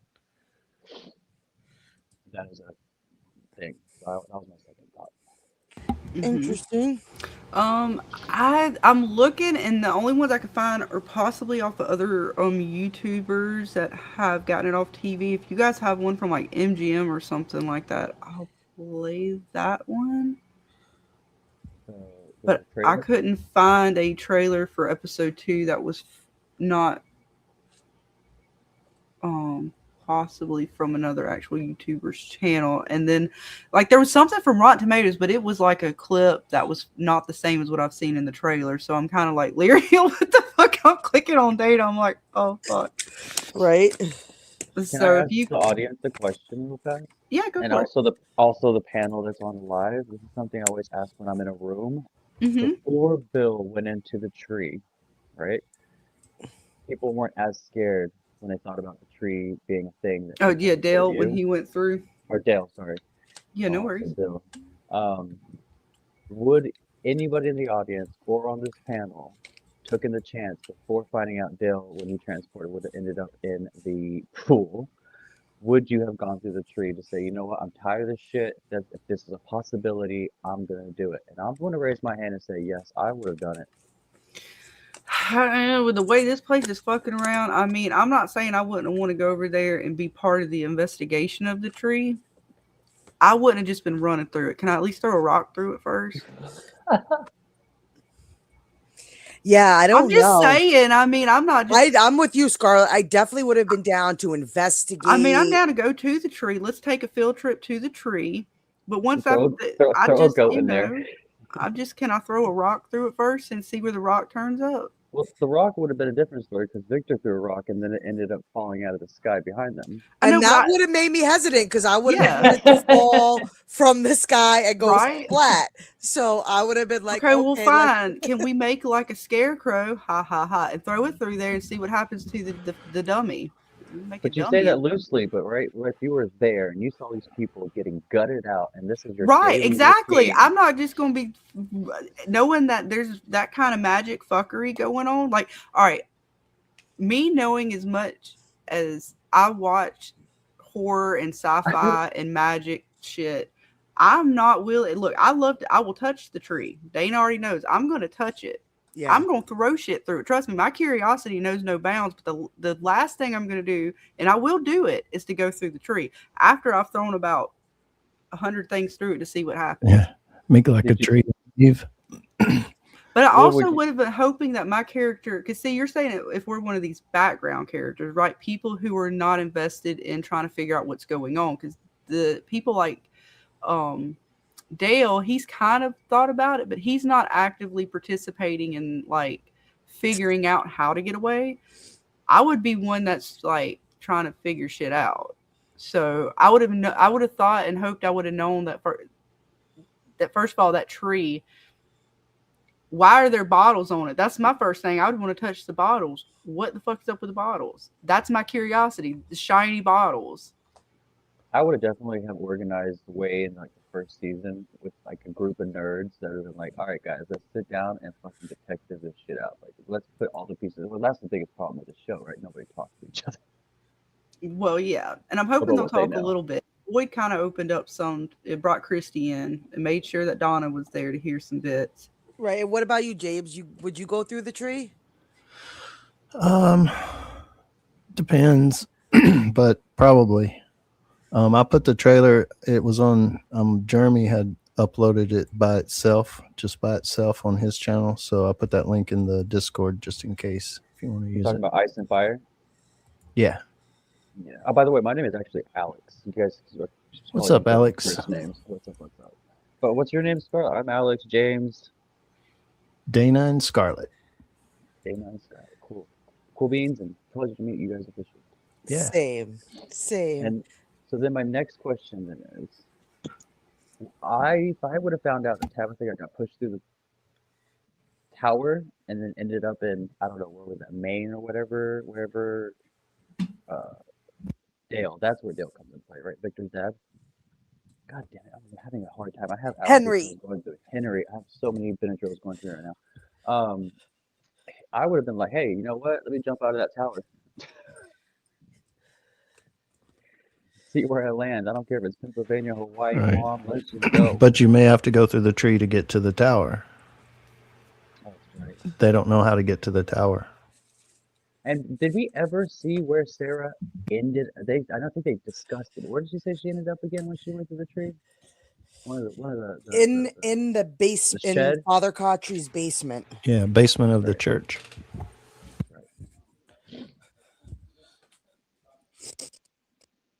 Yeah, I'm really excited for this next episode, being that it's called The Fray, which means you're like tearing things apart. So that means it's going to be the people coming. Who do you think is going to be the instigator of this episode? Who's going to be the number one? I think it's going to be Acosta. Acosta, is she definitely being a little rude. Hang on one second. Let's see. Lazen said, yeah, he says, I wouldn't do it, but I wouldn't even be out of, you wouldn't even be out of the house after high noon. You know, that's fair. That's fair. All right, literally said not to enter. I would have laid down a mattress or something to land on and gone through the tree that Victor put the rock in. Fair enough. Let's see. A lot of things going on. Again, welcome, everyone. I'm really, Breezy says, I'm really curious how earlier cycles approached it, if they tried at all. You know, we kind of see a little bit of Miranda in them and how they, and Christopher, but I'm not sure how previous cycles would have been. It would be curious if Julie gets to go back and even see previous cycles. What's up, Manicore? Have they officially determined what year these people are in this timeline? I thought they did on the posters, and I can't remember what 20. What? I can't remember what 2000 Post-COVID? something. Because my question is that drone that Randall has, right? Mm-hmm. They wanted to use it to do the antenna thing. That's all cute. I love the idea, but we all knew that wasn't going to work. But if it's a drone, and I have a drone, and I have a cheap ass drone that I bought on one of those sites where you can just buy it from, Facebook Marketplace, and for like $79, it had a camera on it. Does not anybody want to see an aerial view of this fucking town? I was shocked they didn't do that either. Now, mind you, I know cell phones don't work, but do they not turn on? You should still be able to use features in the cell phones, like record and all that other stuff, right, James? Like, couldn't the cell phone just record? Yes. So it's like, what would you would think that they would do that? There's a license plate too with the August, the date there. So I mean, wait, it's not showing it over here. Why is? Oh, it's because I have this. Hang on, I gotta remember. I gotta remove this. Add that back. Sorry. MG Merkin says, pretty sure the Matthews arrived real time in 20. Yeah, the license plate for the this is the license plate for the pastor that came in town. The one that says Elias. So they'd be in 2023 then, if this license plate's coming in. Oh yeah. Was that say 2023 or is my vision gone into 2002? That's got a 3 on his on the end of the license plate. Okay. Interesting. And I did see it's the 2023. Yeah, that's true. It's 2030. Yeah, so it's he's got a hell of an expired license plate. Yeah, it says 2033. Wait, what? Not 33. That could be when it Is expired. it? Yeah.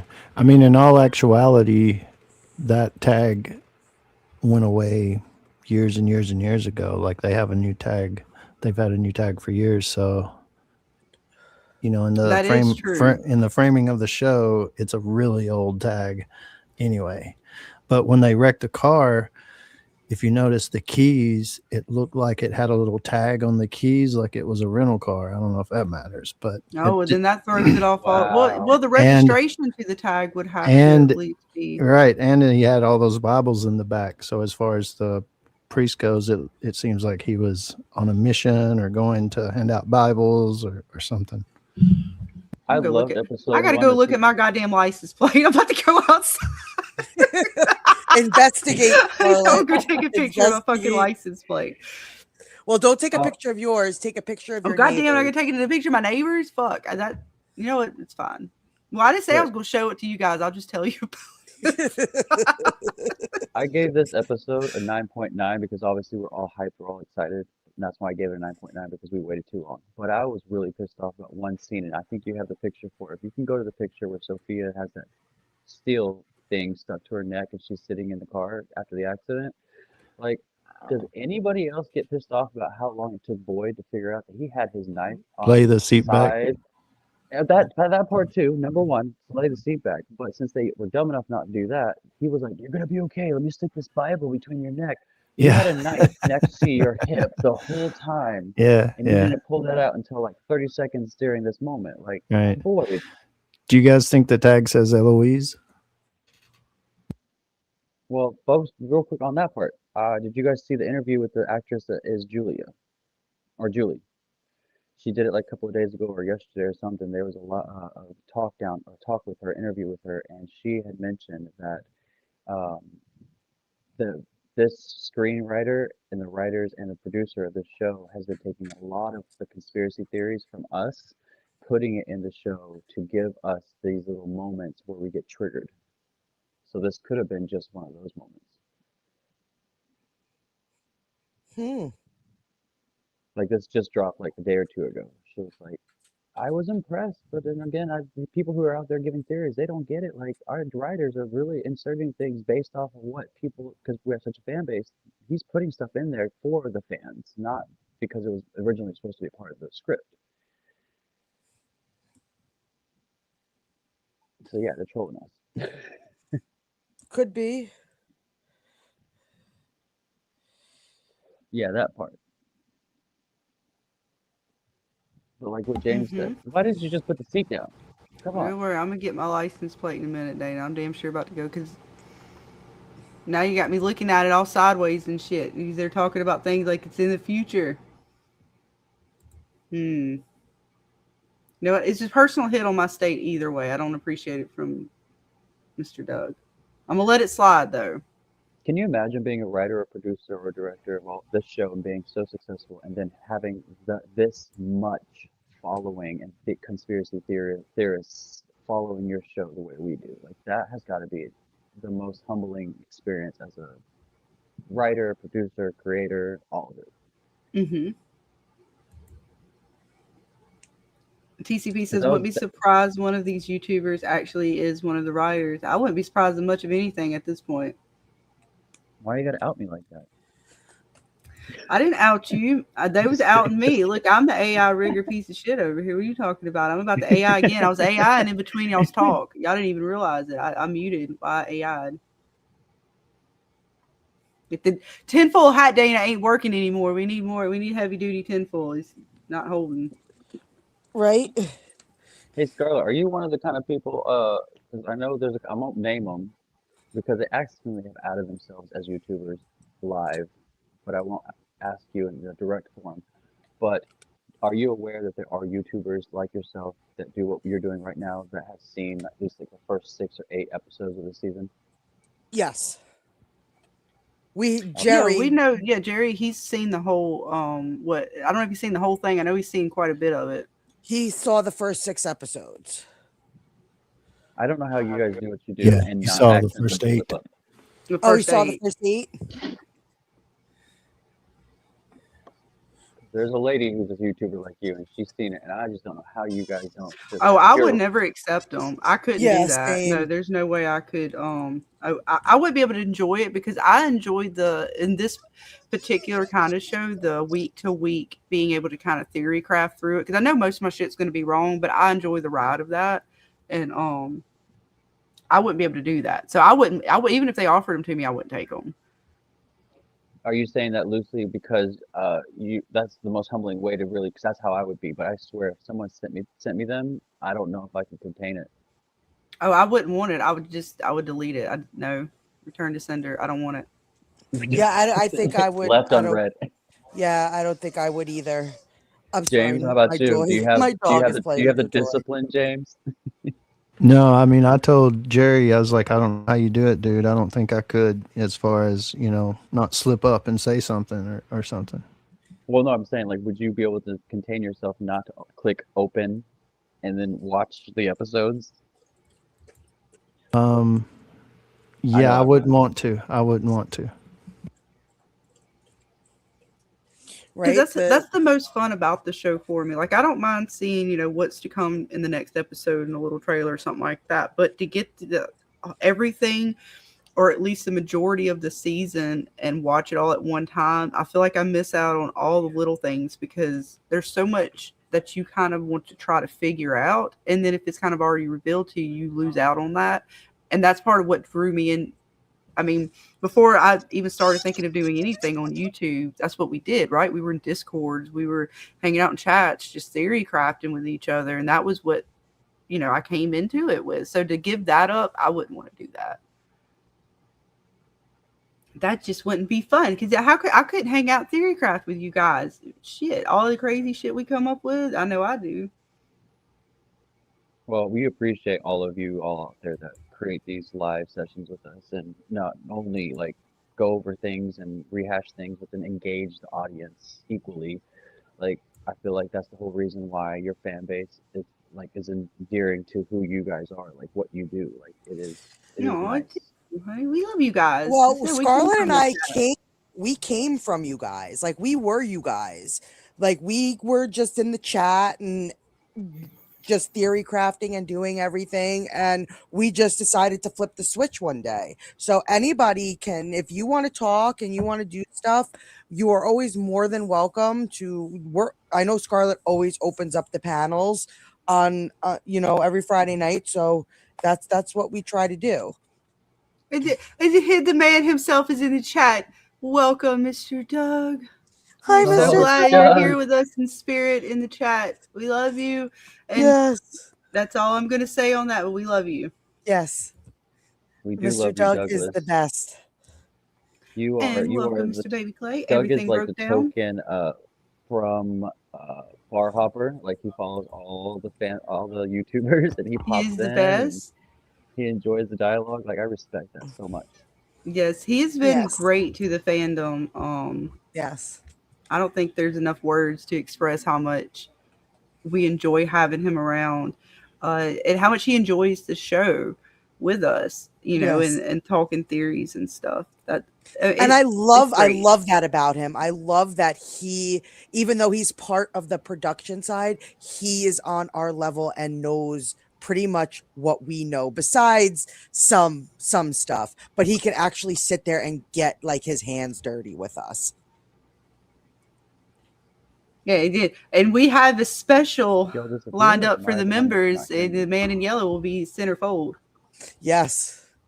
All the bits. We almost got some extra bits, Dana. We did. We did. We did.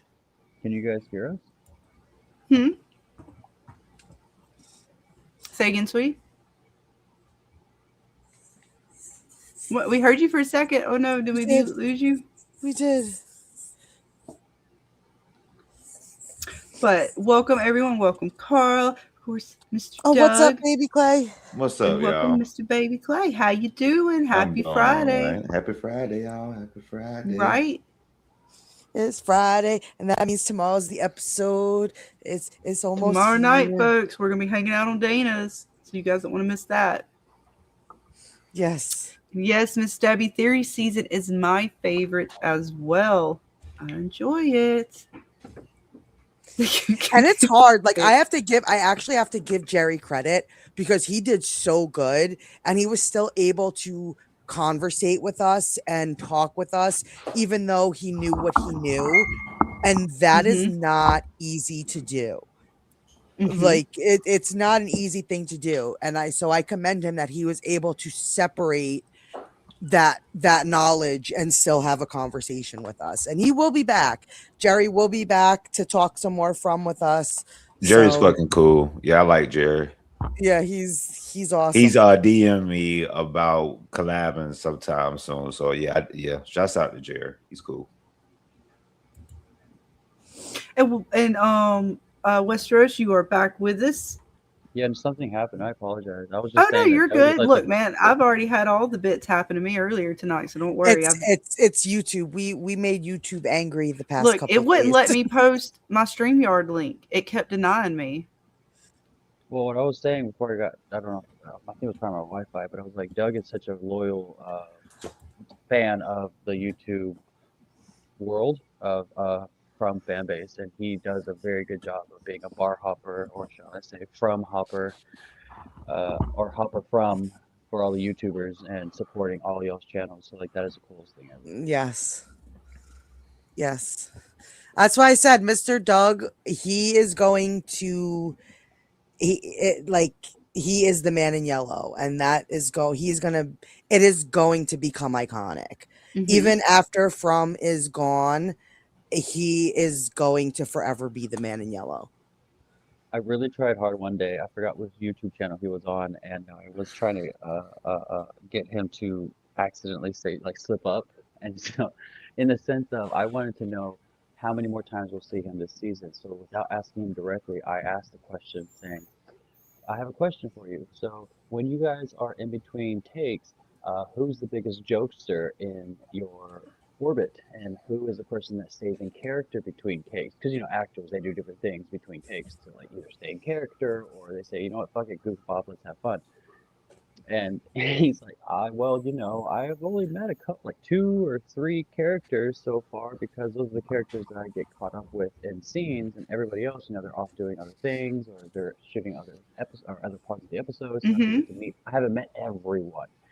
So he kind of left it open-ended, like, so you don't get. So that's where I was like, I was hoping he was going to say, oh yeah, so and so Jade character, he's really funny, or you know, blah blah blah. But He's too good. Doug is too good. That way I would know if he has like encounters with these characters in future episodes. But no, he was just like, yeah, no, Julie, she's really good. I've met Sophia, she's really good. But that's about all I have when it comes to meeting people, because the way my scenes are set up, I only meet certain characters. I'm like, dang it. Right. I'm sorry. I was we'll laughing at TCP's comment. I'm sorry. Oh. We'll have to wait and see. TCP's comment is really funny. That one. But no, yeah, we got to be careful. There were some bits that MGM put out supposedly that it's even possible they didn't mean to. So I have not seen those bits for damn sure. So we will just do our best this season. We won't let it ruin the fun. Is it true? And I stayed away from it because I don't. Go ahead, sorry. Yeah, I'm not sure. I didn't see it. I heard the rumors. My question was, is it true that there's like a whole bit out there where people are like finding and dropping spoilers about this season? Like I hear supposedly MGM put out a trailer that they didn't mean to. Allegedly, that's the rumors that have gotten back to me, but I have no idea because I didn't see it. That is the only thing I can pride myself on. There are always not looking for those. And when it comes to spoilers, no matter what the show is, spoilers will always, unfortunately, be part of the spectrum. Like it's just unavoidable. Us personally, we do our best to keep spoilers like out of there. I know in Jeremy's Discord, he has a spoilers channel. I might still have one, I actually. don't I have even to go go in. back and look because I know I don't last go in. season there was a lot of stuff going around, especially I because of how don't many people had the episode. So I think we did put something in there for folks because it was I'm so pulling it out up. there. It was kind of crazy how I much We don't. have a spoilers. spoiler for Lost because we have said spoilers Lost and From because people were getting mad that we were talking about Lost spoilers even though the show's Mhm. been on for so long. So I made sure to put up spoilers for Lost and From so that they knew if they went in that channel and still were watching Lost, we're talking Lost in that channel. But you don't have a straight up spoiler channel for From. Well, while we still have Prince Doug still in the house, I have to be honest. Now that he can hear my voice, I want you to understand, Doug. And we had this conversation. I forgot whose channel you were on, but you thought it was most exciting that you've been hearing the theory that this Halloween is going to be a full-fledged Man in Yellow costume challenge. I Mhm. already And got I'm mine. I am looking into this theory to be a part of that program. But as he said, it is not easy to find a yellow suit. Right? You had to go get it custom made. And what's up, Mr. Right. Unhinged? Welcome, hun. It's right, you stalker, you. That's all right. I'll have to go back to stalking you, I guess. It's fine. You tagged me. I'll tag you later. But I was gonna bring this up and watch it because we were kind of talking about it a little bit, and yeah, there is something curious about the way Sophia talks, and then Sarah. compare it to Sarah encounter, and then thinking to how she talks about how I can't come as I am because they know so much now. Sarah's a prime example of knowing things that would kind of prevent him from just walking into the town the way he was. So I'm gonna bring it up, and we'll kind of. First part, of course, is just her doing her whole breathing treatments here over him. Of course, she's gonna lay her hand, and I find this again. There's a few bits, and welcome. I'm with Alice. Welcome, welcome, hun. Happy Friday. But there's a few bits even before this, and we're going to talk about it as well, which was the Bible verse that she referenced. So the whole way that she is kind of portraying herself, even to the way that she's laying her hand upon him and almost like this prayer and just awake. It's I don't know. There's something weird about it. Again, this twisted version of things that it's just curious to Well, watch. what this There's episode one was like, person that people are like not noticing the pattern of. You said Sarah and Sophia, right? But what Yeah, about I've got it clipped Kelly? together a little bit. The similarities with Sophia and Kelly that we have gotten so far is bonkers. I'm not sure if anyone caught that, but maybe it's just me and I could be reaching.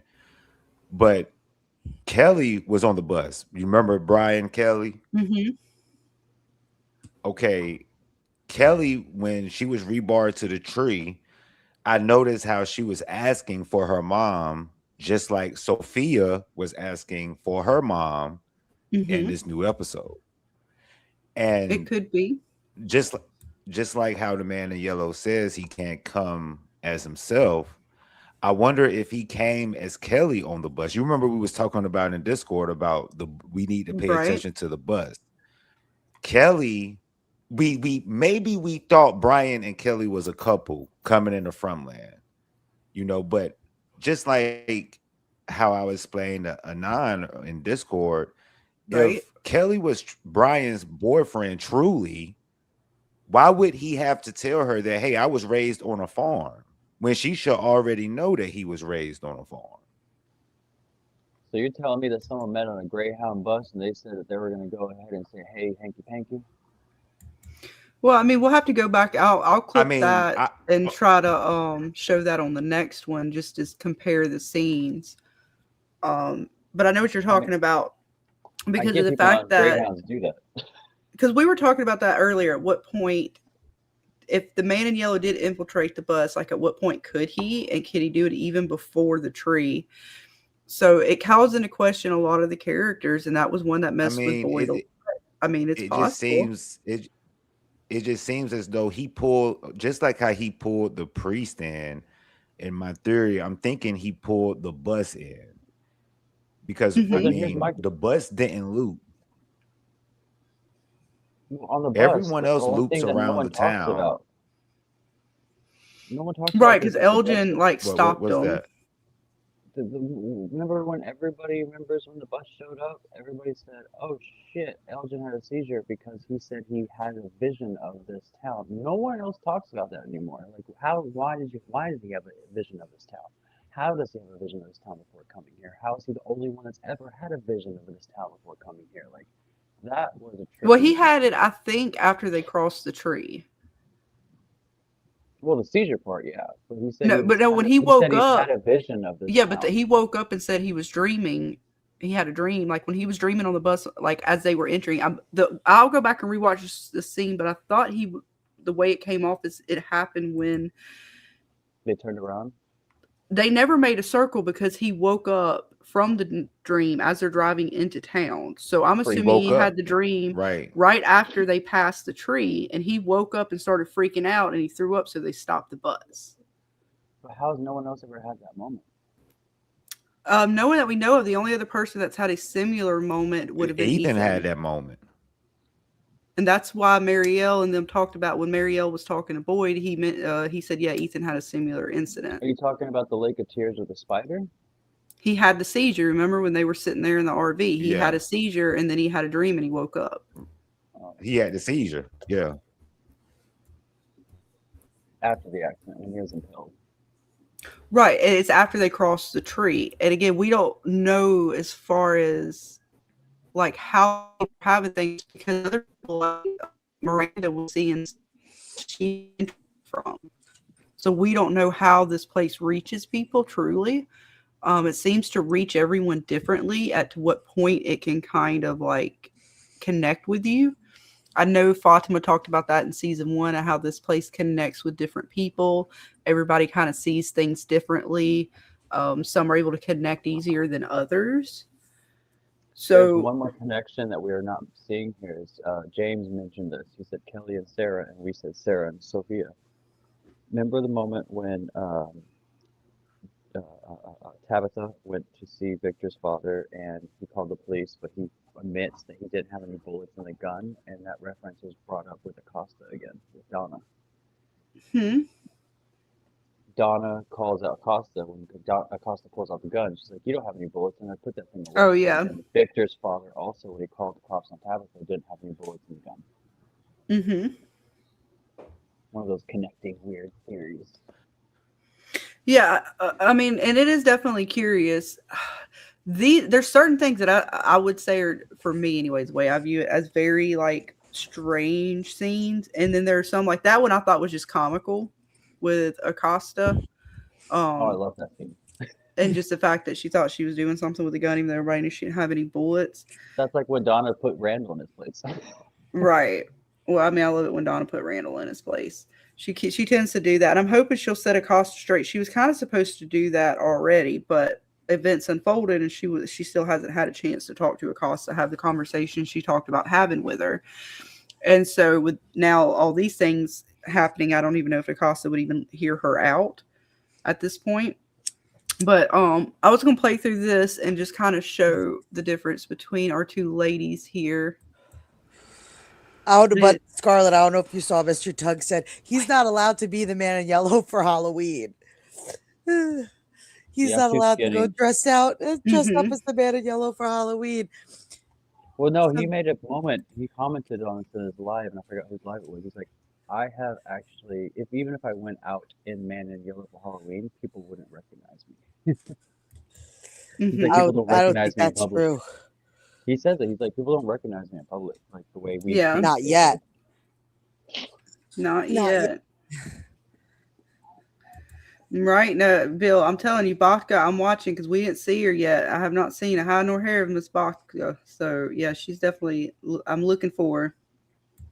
Doug, I pay attention to everything you say. I'm trying to catch every sentence you speak. But let's see. Like I said, I clipped this out and we'll check it out and see what the bits offer.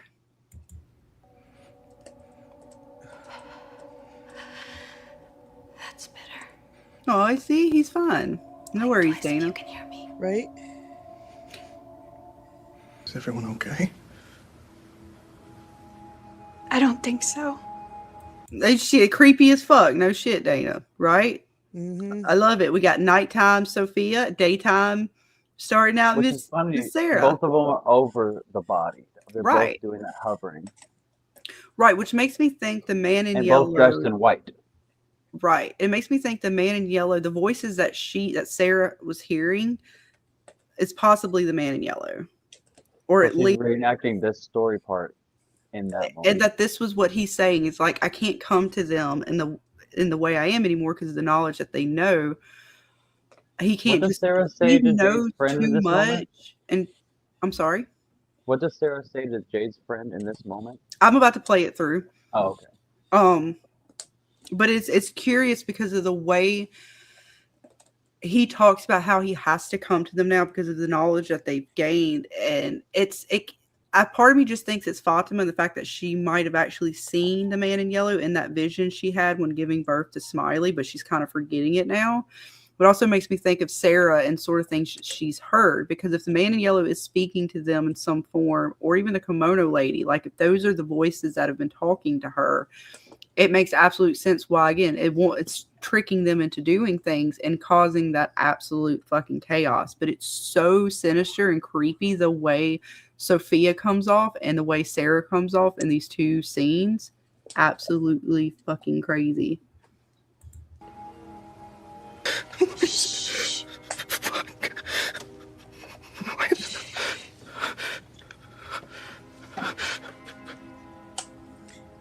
I would have been really creeped out if Sophia did This isn't that your to the fault. preacher. I know this must be very confusing for you, but it's important you understand that you played a very special role in a very important story. Yeah, and it was the same story that was told over and over again. Tear them all up. Right. What's up, JT? Welcome, hun. Hi, from Friday Night Fever. Welcome. What's up? How you doing, hun? Enjoying the season? Yeah, Nice. So what are your thoughts on some of the bits? I think people are focusing on Boyd's despair in the wrong way. Like they're trying to do the whole thing from The Mist, where people are going to unalive themselves to save themselves from the big monster, so to say. But you got to notice that everything has been happening purposefully from like 310 to 401. The man in yellow knows exactly where Jim is going to be. He comes out. He knows to be transformed and ready for this car. And Sophia crashes directly into the post office right after Boyd has taken the bullets out from the secret hiding place, unlocked it, crashes, and Boyd never locks it back up. Boyd never even goes back in the post office. So now all of these bullets are out unattended. And if the goal is for everybody to tear themselves apart, this is one of the perfect ways. Now everybody in the town could have bullets, or it could fall in the hands of Acosta. Yeah. Oh, that's a good one. Yeah, because if Acosta gets her, she stormed off. And, Acosta is always threatening Boyd's authority. Now, she can say, well, I got the gun, so I'm in charge. And the town is going to be more than willing to go on her side with all the secrets Boyd has been keeping, especially if Sophia reveals herself to Boyd, or Boyd finds that I don't think that you are the daughter of this guy, finds that out in some form or fashion, going through his belongings or something like that. Right. Maybe the guy isn't married, because she keeps talking about, I got to call my mom, or, something that shows that he's not married. He doesn't have kids. Something is askew. And, he wants to lock her up, or leave her outside one night to see what happens, or something like that.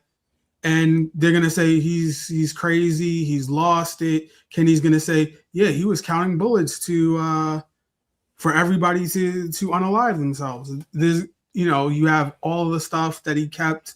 Like, people don't even know about Smiley being dead in the first place to even know that Smiley is back alive now.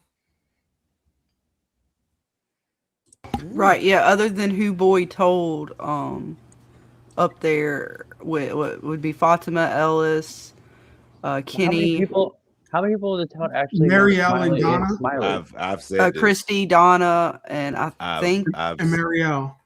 I don't know. Anybody Did who- Marielle know? Yeah, I've Anybody said because this she lives in numerous the of clinic. times. Yeah, but I don't know I've if said she this wasn't there numerous with of Boyd and times them on my talking channel, about it. I this don't. channel. How many people have What? actually met Smiley is my question. No, she because was the people having who her have- withdrawals. No, but I'm How many saying people- like Smiley came back this episode or the people who know he's back.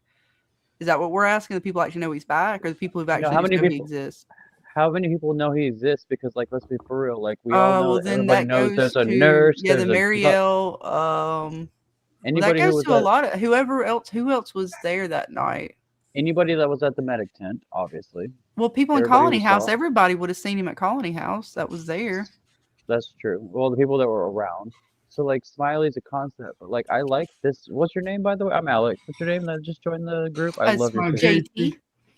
JT. Like, that is the biggest. The whole concept of the next episode is called Frey.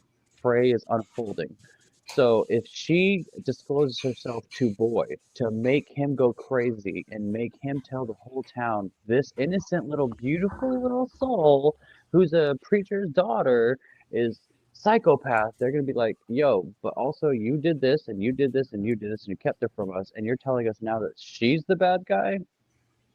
So my question for everyone real fast, I really want to get this concept out. What do you think is going to cause everybody to leave the town to go do what to end up in that scarecrow scene? It looks like they're going back. Tabitha and a few others are going back to the settlement. Either she's going because she's looking for answers, or they're going to get more food. And then I don't know why the scarecrows are going to come into play. I'm thinking that if we see the crows out and about, that perhaps they make the scarecrows because that's the only crops they have, and they're worried about the scarecrows like eating up the crops. So they make these scarecrows. Now, how they turn all willy-nilly crazy, I don't know. I'm going to play into the fact that when Christy got her foot caught in the bear claw and Jade took that moment, he took that thing off and he destroyed like the barrier. So that's going to be the reason why the scarecrow can come in. But then, like, A, why did they go out there? B, why are those exact characters together? And then if that's the case, you're saying that Tabitha is going to go find some excuse to go figure out why she's going to go find answers. Why did those people follow her? Well, let's see. If Ethan and them are trying to, if it's after Daddy's passing and they're kind of, seems like he might be getting back in quest mode. Kenny, it was Kenny in that shot. I'm trying to remember who was all there. Isn't Ethan in that shot? That's what I'm saying. He went there before. He went there before. Yeah, but if Tabitha's there, she's not going to be dumb enough. If Daddy's dead, why is she going to take kids with her? And, Well, like, because she what- probably don't what want to is leave she- him alone. Oh, you're smart. She may not want him to. That, and he might be trying to help with the quest again because he's been kind of getting back into it a little bit. And if Mommy's trying to find and search for answers, because the way it showed her looking at the totems and stuff again, or whatever the things were outside of the settlement. Do you think they're going to clock that finally Ethan has something to offer with this storyboard? I don't know where Ethan plays a part as far as, other than, of course, the eyes of a child being able to see I personally things think differently. Ethan, I personally think Ethan is one of the most important, and he's just been kind of on the back burner for right now. But I think we should be listening to him no matter what. Every scary series, when a kid speaks up something slightly logical, what do parents always do? Ignore them. So, like, every time a kid's in a scary movie, like, we should be paying attention to what they're saying. Agreed.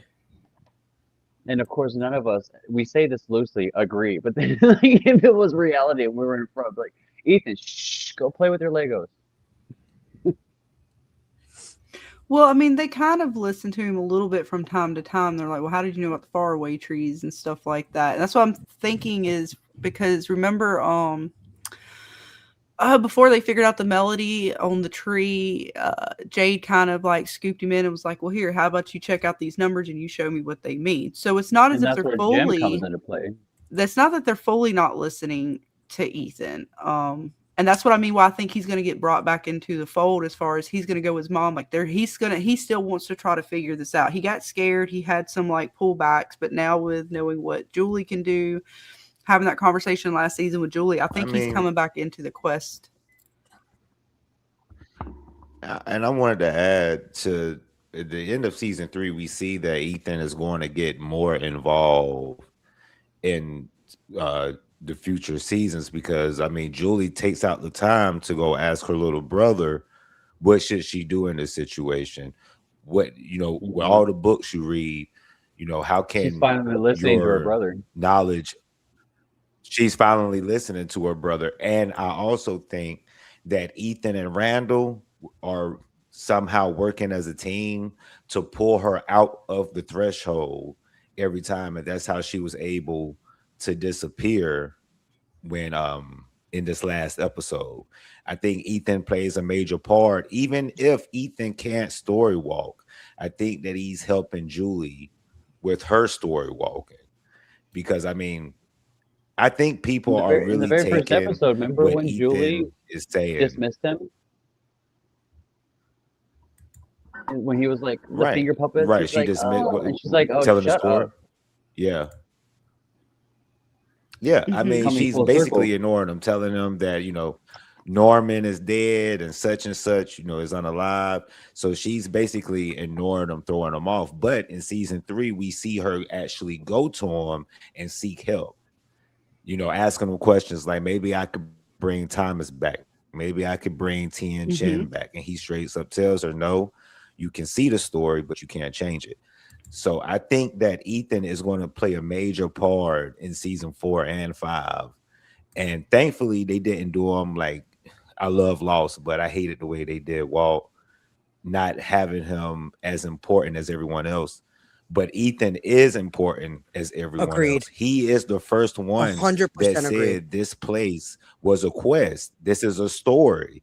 So Sophia says the same thing to the priest. And I don't think the writing was a coincidence for Ethan to say, Victor is out doing his part and we have to do ours, and I just think it's no coincidence in writing. I'm not saying, the man in yellow is Ethan by no means. What I'm saying is that shows us that Ethan knows a little bit more than what we led to believe. Agreed. He knows this place is a story. Sophia says this place is a story. Ethan knows people has their own part. Sophia knows people has their own parts to play in this whole horrific playground that they're in. So I think Ethan's part is going to be more important later down the line. We just have to wait for the ride. But Ethan is the man. I'm team Ethan all the way. Right. Michonne says Ethan is an author. Julie is a story walker. I am Team Donna. Bill Chill says Polter Jim is out there slamming cabinet doors because Tabitha ain't watching the kids. I mean, he definitely slamming something. He pissed off. Let's see. Cece Joke says, I'll tell you who needs to show up in Fromville. That dude that does the Emu Liberty insurance commercials. He's got to go. But Emu, right? I clocked you, James. I mean, it's just. But I think this Ethan, whole bit here Ethan is the man. curious Ethan at what she says. knows it. So, No, can I ask you guys a question real fast? And this is for the audience, for the panel. Remember that part where it was Donna, it was Boyd, it was Randall in the trailer, right? Remember when they heard that knocking coming from underneath the trailer? Does anybody want to like capitalize on giving an understanding of what that knocking could have been? I thought it might be Julie when we realized she was story walking, but I'm not so sure after seeing what's to come for the next episode. I don't know That's one what of my that biggest knocking was. I'm curious to answers. know what that is too. Yeah. I thought it was It Julie. was I'm coming thinking it's from Julie under the knocking. RV. When we saw her starting a story walk, and we were talking about it before the season even started, I think we had mentioned it.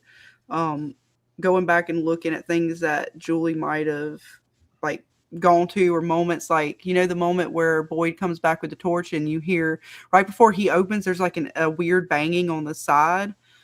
I thought that might have been Julie. Like she's story walking through trying to find her way, and these monsters might be chasing her, so she goes to like knocking on stuff. So like we were talking about that before the season even started. Like, are these moments might be Julie moments? Yeah. What do you guys think that's a monster, Julie?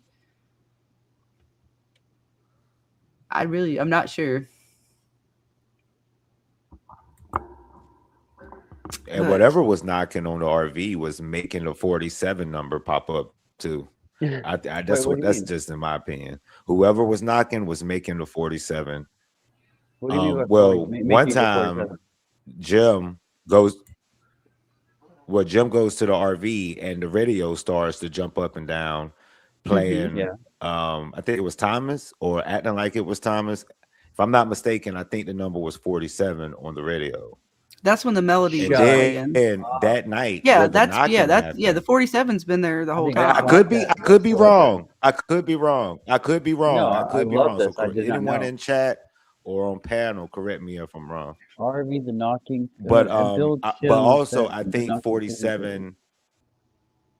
Yeah, Oh, everybody go real but I fast. think 47 Bill Chill. also No, there pops was up when it was when the they're RV, the knocking 47 on the RV. pops Yeah, that up part. when it's the melody's playing, the lights start to flicker, and you get the 47 on the radio while it's playing the melody from the music box. You know, we should ask the audience real fast, by the way. Because I have the picture I'm acting like actually. it's my YouTube channel. It's not my YouTube channel. Everybody loves Scarlet. Yeah, because I want to Everybody get through get this it. clip so we can get into some I'll other do that. bits. Oh, well, No, go before ahead. she Go ahead plays and the ask your clip, question. everybody in the audience give Scarlet. No, go Fire ahead and ask your Flame. question. I'm gonna let y'all finish up Everybody with that. give Fire Flame for Scarlet, and then my question Go ahead and ask your question, sweetie, and then I'm gonna finish this up. I'm asking for Fire Flames.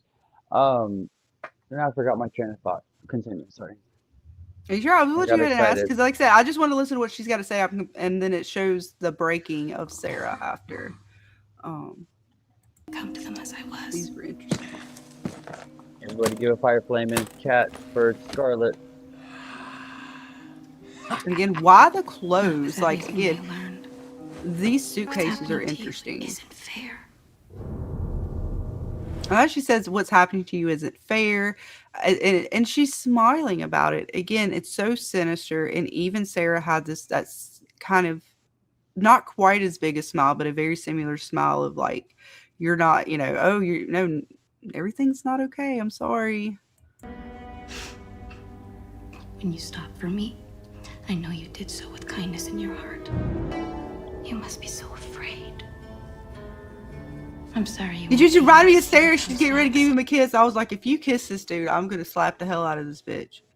But she didn't. But I was like, why are you touching all over his face like that? You know, he has fantasies. Men in Yellow. He's being bad. He's even looking like, what in the fuck? It's always my favorite part. I so good. It's the part I wish could last forever. Boy, that's just creepy as shit.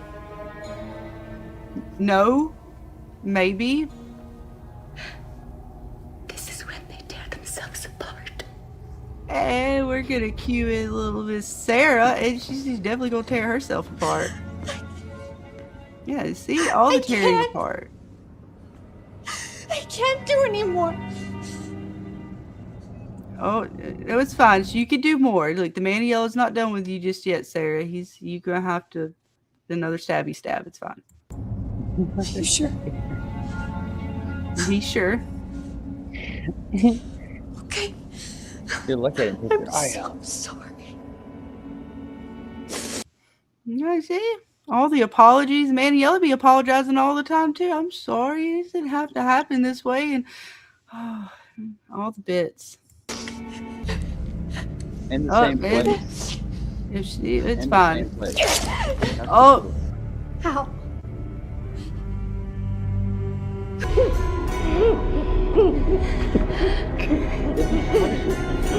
Hello, right? Oh, Hmm. He was creepy. I know that between the two of them. I'm not wanting to go back inside of this clinic. No, bring back I want the old lady waiting on me, not no young girl. Dana, none of the young ladies can. I don't want any of them touching me in the hospital clinic. I don't know about you guys. Why not? Well, it seems as if you end up not making it out alive after one of these young ladies touch you. Well, and also you don't make it out alive where you're in that clinic. And the whole concept of the clinic is to be rescued and survive. And next thing you know, you're being murdered or someone opens the door. Who was that lady who opened the door originally for Sarah to give Sarah access for the monsters to come in? Are you talking about the other nurse that was there? Wasn't there a lady that ends up dying too? Yeah, the other nurse lady that was there. I can't remember her name, but she was taking care of Tien Extra Chin's character husband. 3 Gina? at that point. She was extra character 3 that we all like. Yes, Gina. Just like the guy who ended up that was referred. Oh, you know what's funny is we're having this conversation. We're talking about Sarah and Sophie's connection. The character that Christy refers to when she's talking to Boyd, when Boyd and her son have that heart-to-heart moment, she says, "I'm sick and tired of stitching up people for you. If you're going to give up, I am going to have to keep stitching these people up. Otherwise, they're going to keep hanging themselves in the bathtub." And then I forgot all about that guy that hung himself in the bathtub. Yeah, he hung himself in the was it the They bathroom of do the a post very good job office? of giving a callback to characters that we forgot about. Right. And I do like that they're and they're making sure a lot in this episode, the 4-7 and some other bits where they're kind of letting you know that those aren't just completely throwaway lines. Those are things that kind of matter. And David says, "Why did Boy in White tell Victor to collect and bury personal items if Man in Yellow finds and uses them?" Exactly. Yeah, the Boy in White be looking sus and sus more every day. Can you ask the audience one question real fast? Who is their favorite non-important character that we've seen in the show? And I'm going to tell you mine. Remember when Tabitha was vomiting in the bathroom, and the girl who we all keep seeing come about, she's like, "Leave her alone," when someone was banging on the bathroom door. Are you about Claire? Is that her name? Oh, She is my useless character number 1. She's not. She's far from useless. Yeah, Claire's sus. You hear us in the intros and stuff on the videos. She's so sus. She doesn't get. Data's got a whole theory on her. She does not get enough camera time. That's what I mean by useless. Yeah, you should go check out the videos I have on her on my channel. I talked about her recently. I'm actually talking about the new little snippet we got from her in the first episode. Who's their favorite, like, non-important per se character that is like outside character? Who's everybody's outside character? Right. JT, who is your kind of non like a character? Who's one of your kind of background characters you like? If you have one. I would say Sarah, but would she be considered main or? I guess she's kind of like a main character. I guess it would be like who else would we consider? So they keep dying off, so I'm trying to think. Like I was gonna say someone like who was the guy that oh god, I can't remember these A, B, or the C characters' names. That ended up in Sarah's house and he ended up shooting Boyd. Reggie, yeah, he might have been considered like one of the background characters. The guy the other guy that he shot that was holding the guns for Donna, he's one that pops up a lot. See, and I can't think of anyone because Claire's really the only main one we get, other than what was that chick that was going all ham on Tien Chin, talking about trying to get the resources from him and stuff. You're the only one that has all the food in your restaurant. She pissed me off. You don't run up on Tien Chin like that. She is my all-time favorite character. I'm not gonna lie to you. Like, she is my all-time favorite character. She was a mother figure. She fed everybody. She cooked for everybody. She loved everybody. Say my favorite character that's not main cast is Kevin. Because I would have done the same thing. If I'm going out with a bang. Yeah. Oh No, yeah. Which no, one was I Kevin got again? I'm sorry. Kevin. I Kevin is my guy. You At said least he didn't non-main open up the character. window for an old ass lady. He opened up for, I mean, Oh, look, it's Kevin. Jasmine. Like, Right? He you said, at know, least I'm gonna get some like nookie. look at her, bro. At that was porn least, Hey, stash. hey, Yeah, Miss Jones at porn stash. right? Yeah. Everybody else gonna is take me banging up out. in Colony House. All right. I What might as about well our get me some. Alabaster Dragon lady from back in season 1? Damn right.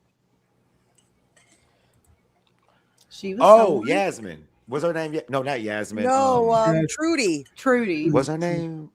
It's Trudy. Trudy. Trudy. Yeah, She was the Alabaster Dragon, or she wanted. Well, Yeah, actually, Trudy- Jade was the Trudy was the Alabaster Dragon. What about you, James? Who's your non-main character that you enjoy or think there's something with?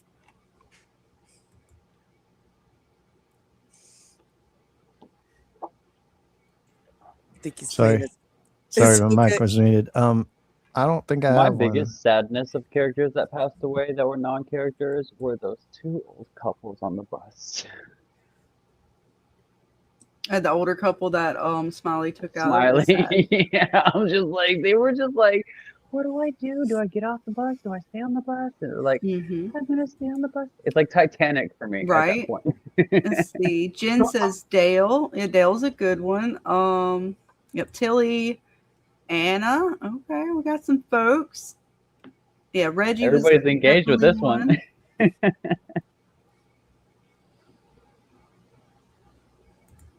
My next favorite question- monster from Debbie that's is my next OG question, yes. Nurse. What do you got? Who's Favorite everybody's- monster is always going to be Smiley. He's my forever favorite. Can but you, that's just- Scarlett? Can you throw that out there? Who's your favorite monster Mhm. persona character? Yeah, anybody? If you guys, like I said, Debbie's got OG Nurse. I'm down for Smiley always. I'm kind of glad he's back because he's fun. What you guys Mine on is the panel? Mine is Grandma. Nice. The bride always creeped me out. I don't know. Unpopular opinion, Cowboy.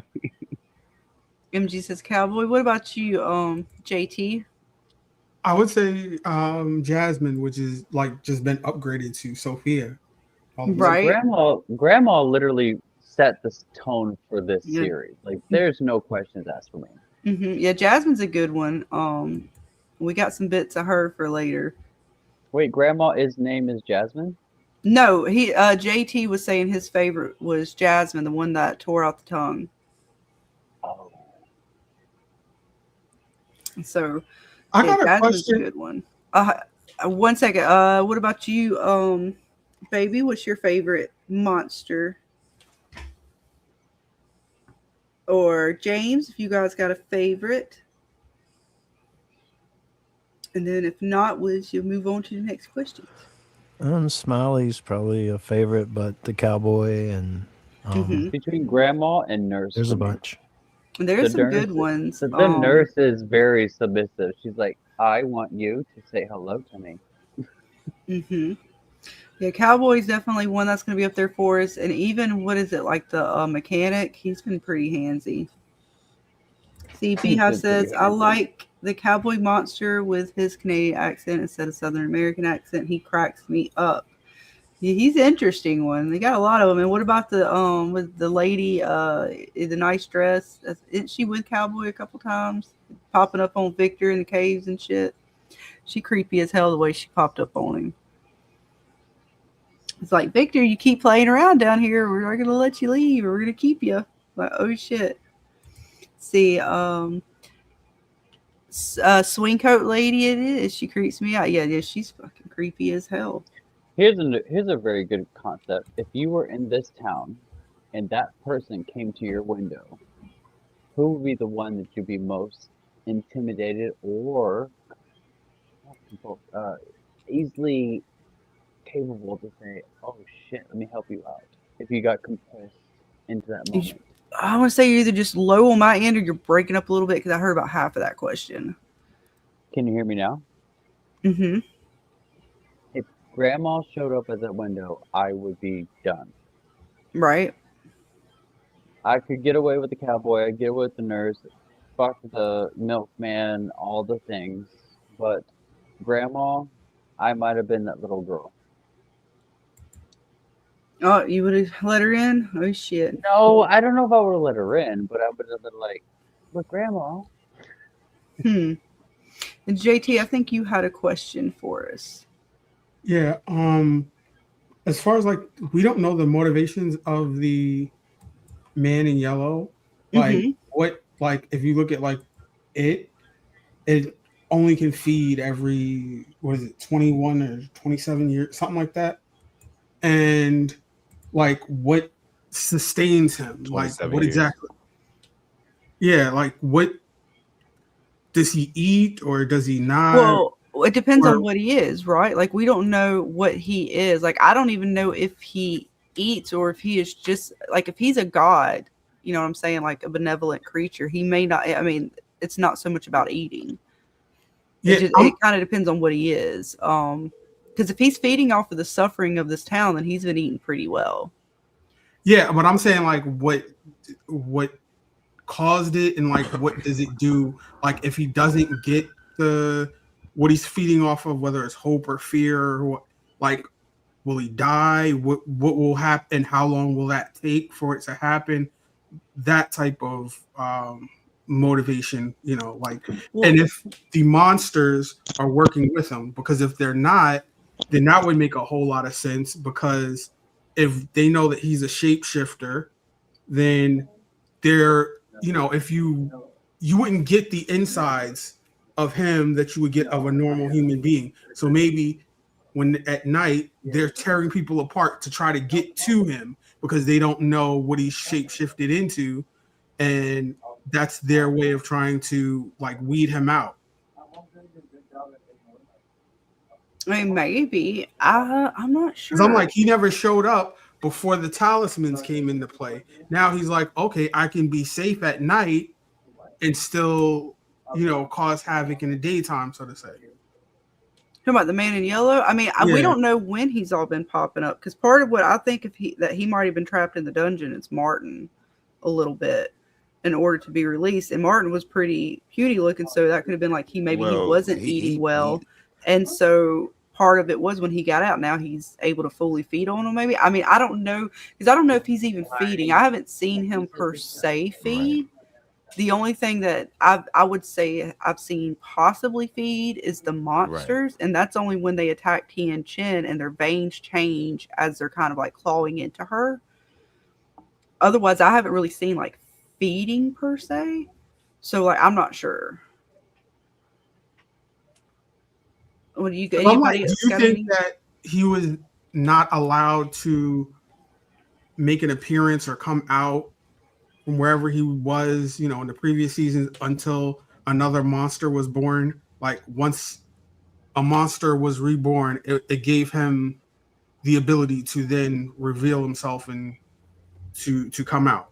Like, It is otherwise, possible that he was able to fully come out after, if he was the cicadas and he was trapped and he needed to be released in order to fully in a full form. It is possible that's part of why he's kind of walking around now, but I'm not truly sure. I mean, part of it, I think he's always I kind of been literally around think too. So, the only reason this man showed up is because Jim figured it out. Once Jim figured it out, boom, man in yellow. Smiley could have played a part in his showing up, but it seems as though he was more infatuated with the fact that Jim knew information that well, that's there's something just my about honest the opinion. way You he know, talks though and says like I can't come to them in the form that I am or that I was or whatever because of the knowledge that they've gained, which makes me think he has been around in some form, but because they're aware of his tricks now, he can't just walk into town. So I don't know if he again because we theory crafting now. What did he come in on the bus? Could he have been another one of these side characters that passed away that was just there to fuck with Boyd or somebody else? Because in that case, then he's always been around. Well, as far as his form as the Man in Yellow, Julie would know him. Victor would know him. So he definitely can't go into town as the Man in Yellow. He would scare people anyway. I mean, they'd think he's a monster at the daytime.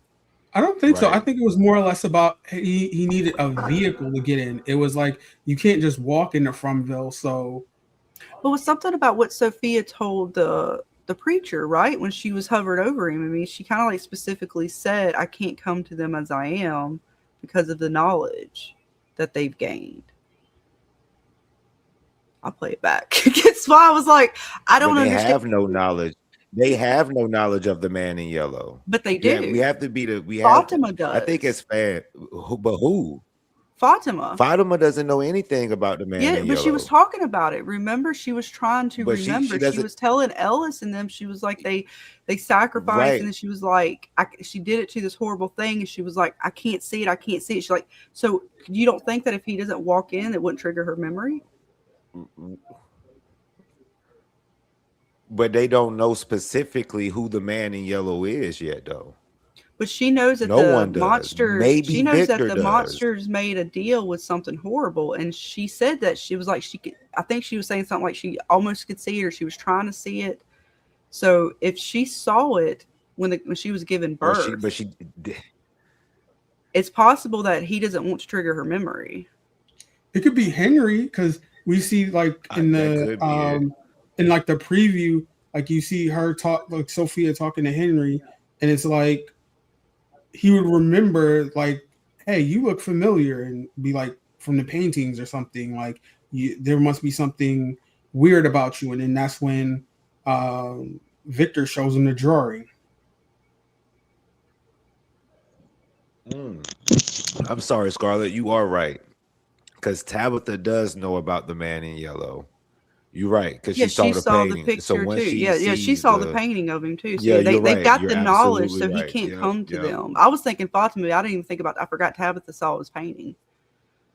Yeah, I forgot. Yeah, you yeah, that too. But you're right. So yeah, I mean, man, this I'm just coming back. No, it's I get like What's this the- all the time shit where can I go start here. going synopsis? down a path with From, right, Baby Clay, and then there's always this one phrase or one line or one Right. scene that fucks it up. It's the tree in the road, and I this happens to me all the time because even when I'm thinking of Yep. Martin, like I want to think that the Man in Yellow is Martin, that he was trapped there somewhere down the line in the fairy tale after the stuff happened, after all these other bits, and they trapped him to kind of like the Boy in White. Trapped him there to kind of subdue his power, to keep him from having full control, so that the Boy in White could have more power, more manipulation over the town.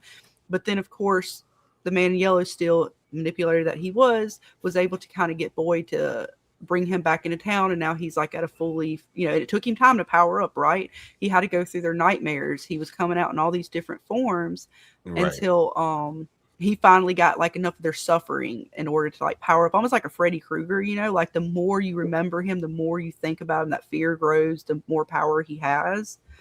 But I don't know. Like, I don't know. That's just if I go with the theory that I'm thinking he was Martin. Now, if we're going with how we think he's always been around in full form as some other background character, well, then that just throws off the game entirely, right? Like, that's just a whole nother fucking can of worms. Like, can he come in through the town through the bus? Like, Right. that's just a Well, whole nother I'm bit. thinking that that Martin and Smiley are the same person because, and I'm just going strictly off of the dialogue that Boy had with Sarah, and I believe it was like the beginning of episode 10 when he's like, she's like, do you think the cows, the birds, and the flies and worms know where we're here? And he was like, worms, if you cut them in half, they just grow into another one. Right. And that's fucking weird. Right. And then all of a sudden, then the next episode, he gets the worms. Right. So I'm like, and then the worms lead to a birth of something new. So I'm like, if it splits into two and creates another one, then wouldn't that be Smiley and Martin have, connective tissue in some sort of way? I mean, This is it's my moment possible. where I want to ask one very particular question. I Yeah, go apologize ahead. for getting a little emotional because this is no one is listening to me when I say this, and this is one of those from moments. I'm saying something and no one's fucking listening. I'm listening. I got you, Scarlett. So here's my question. We all know the reason. Let's go backtrack, right? And let's go backtrack in order. So Boyd got worms Hmm. because he went and saw the thing that Julie gave the rope Hmm. to see the man. I forgot his name, Mr. Martin. Marine Martin. Um, You're telling me right now that this was not already planned, that Martin was going to be the guy that was going to give him the worms, to give it to Smiley to rebirth him. And if he got rebirthed, and he had not gotten rebirthed, it would have been a whole different story. But he got rebirthed because Boyd put the worms on him. So then, like, you're telling me right now that, like, that whole storyboard right there in that little segment where the ballerina, Julie threw the rope downstairs and he came up, and, like, if he didn't do all those things, this is his prerogative. He wanted this to happen. Exactly. That's why I So think the if man in the yellow whole is moment Martin when he to a put the degree. worms on Smiley and Smiley needed to be rebirthed, Smiley has got to have a DNA adjustment because he's born from a human.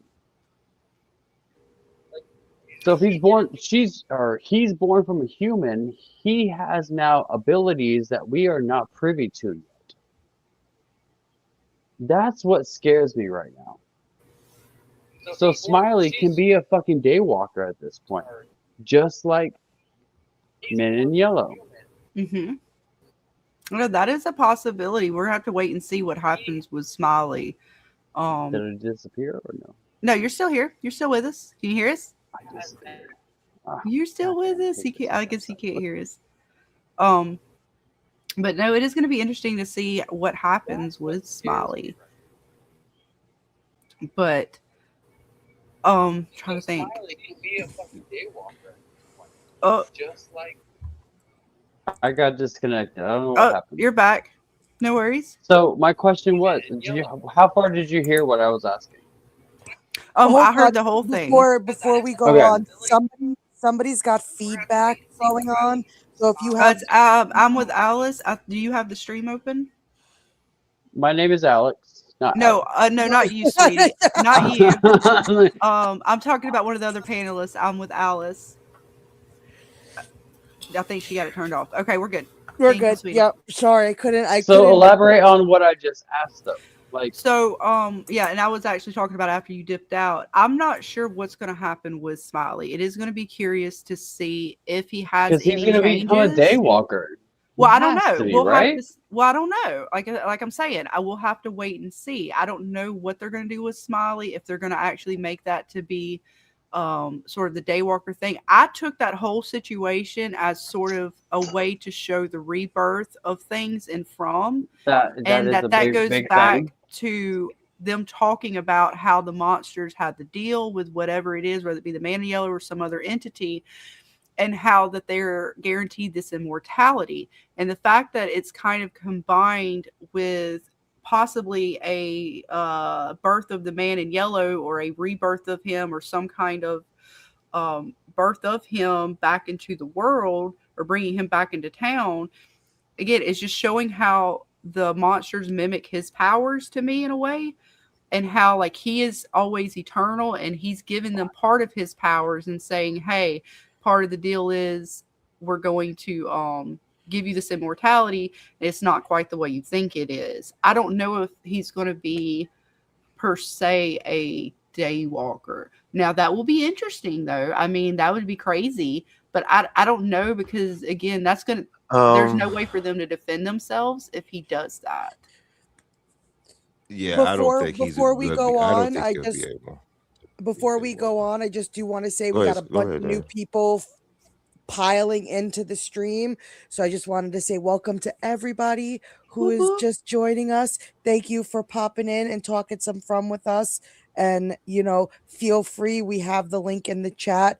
We will give everybody some turns. Mhm. If we do have too many people on panel, we will go back and forth and make sure everybody kind of gets a spot, gets to Right. share their thoughts and theories. And again, big what's up to Mr. Doug. He's killing it in the chat. He's hilarious. He's Right, and all you guys, hilarious. I know we have a members only stream scheduled for about an hour from now, possibly. Yes. Um, The icon that is Mr. Doug is just friggin' making me So, laugh. right. I can't help it. So definitely, you guys, if you are not members, we will continue the conversation after this stream ends, and we will continue talking more bits and even darker bits and funnier bits on the members only after party. So if you are not a member, you definitely want to become a member, because like I said, we're only going to be here for about another 40 minutes, because I have it scheduled for midnight Eastern, I believe. Everybody want to say hi to? Oh, fuck. There he went. Yeah, Was it a he kitty cat? I ran. didn't even see. All I saw was tail. Come and say But yeah, hello. you guys definitely, if you Yes. want to come. Oh, it is kitty cat. I was right. Well, I've So got a please fast one. make sure to become a member, because if you're having fun with us now, wait until you see us when the doors are kind of locked. We have even more fun. Wait, we Right. locked doors? I thought they were unlocked for everyone. Well, you got to have the pass to get in, right? Got to become a member. So it's not open for everyone. Only the members. Only the embers. You got to get the fire started. Right? The Copper Broom says the man is also the crows. He has to be, since they weren't there when the pastor arrived at the tree, or maybe he arrived at a different entry since it was a different tree. And we talked about this the other night, and how. Oh, am I roboting? Nope, you're good. Nope, you're fine. Oh, well, why is it not letting me click? Okay. Not your voice is very beautiful. Not your. Oh, clicking. thank you. No, StreamYards was not letting me click, and usually if it doesn't let me click off of things, then I'm roboting. But no, I'm very curious to see about the crows. We talked about it a little bit, and the fact that maybe it was just them not wanting to fully go through the whole bits again. Like we all know, once you hit the tree, the crows, the bits, and yada yada yada, and to save time in the episode, it was just one less little bit to add into the Oh my lines. God, my camera's on. But she did make sure. Did you not realize that your camera's been on? I thought I clicked it off. I'm sorry.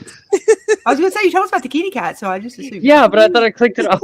Leave me alone. No, you're fine. You're fine. I like to display my pussy in these late night shows. Save it for the after hours. We're almost there. And thank you again, Vic, for another gifted membership, hun. Welcome to the fever dream. Fever, you're on fire. Welcome to the burning desire. I said fever. Join the party. We're burning all through the night. That's And right. Thank you, hun. Give me a special shout out. Who won it? I gotta go look on the YouTube side. Who got it, Vic? Well, congratulations. Oh, and Data. Oh shit! We're getting all the members. Delilah got Vic's membership. Congratulations, Delilah! I can't wait for you At guys least to you join guys the are. after At least you party. guys are trying to find me again, because that was bad. You were like, right. Alex, get your shit together. I'm like, I took a shot. Click the buttons.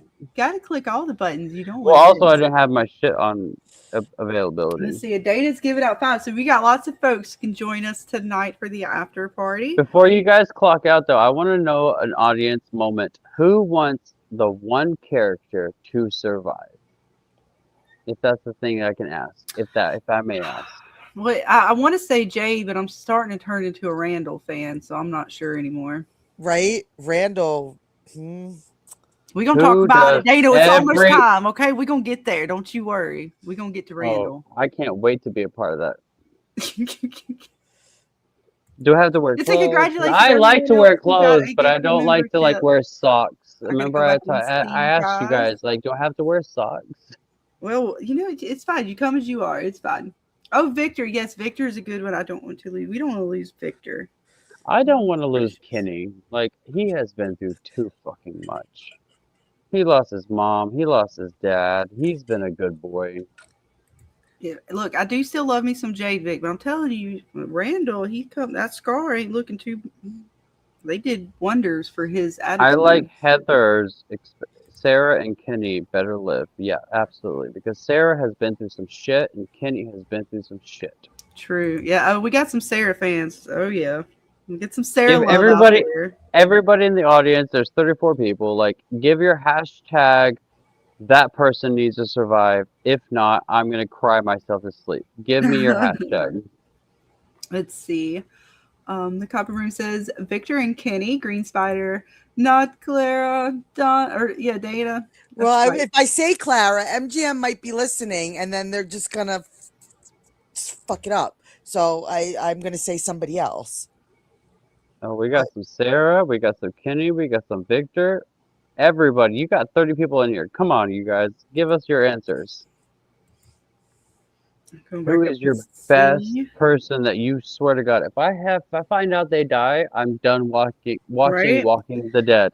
Real quick. And again, congratulations to exiting the. Oh God, Men in remember this Yellow. one. hang on 1 second, sweetie. Hang on. I always said this right. The Paradigm. I'm gonna mute myself. Paradigm. See, Dana, I can't read. It's fine.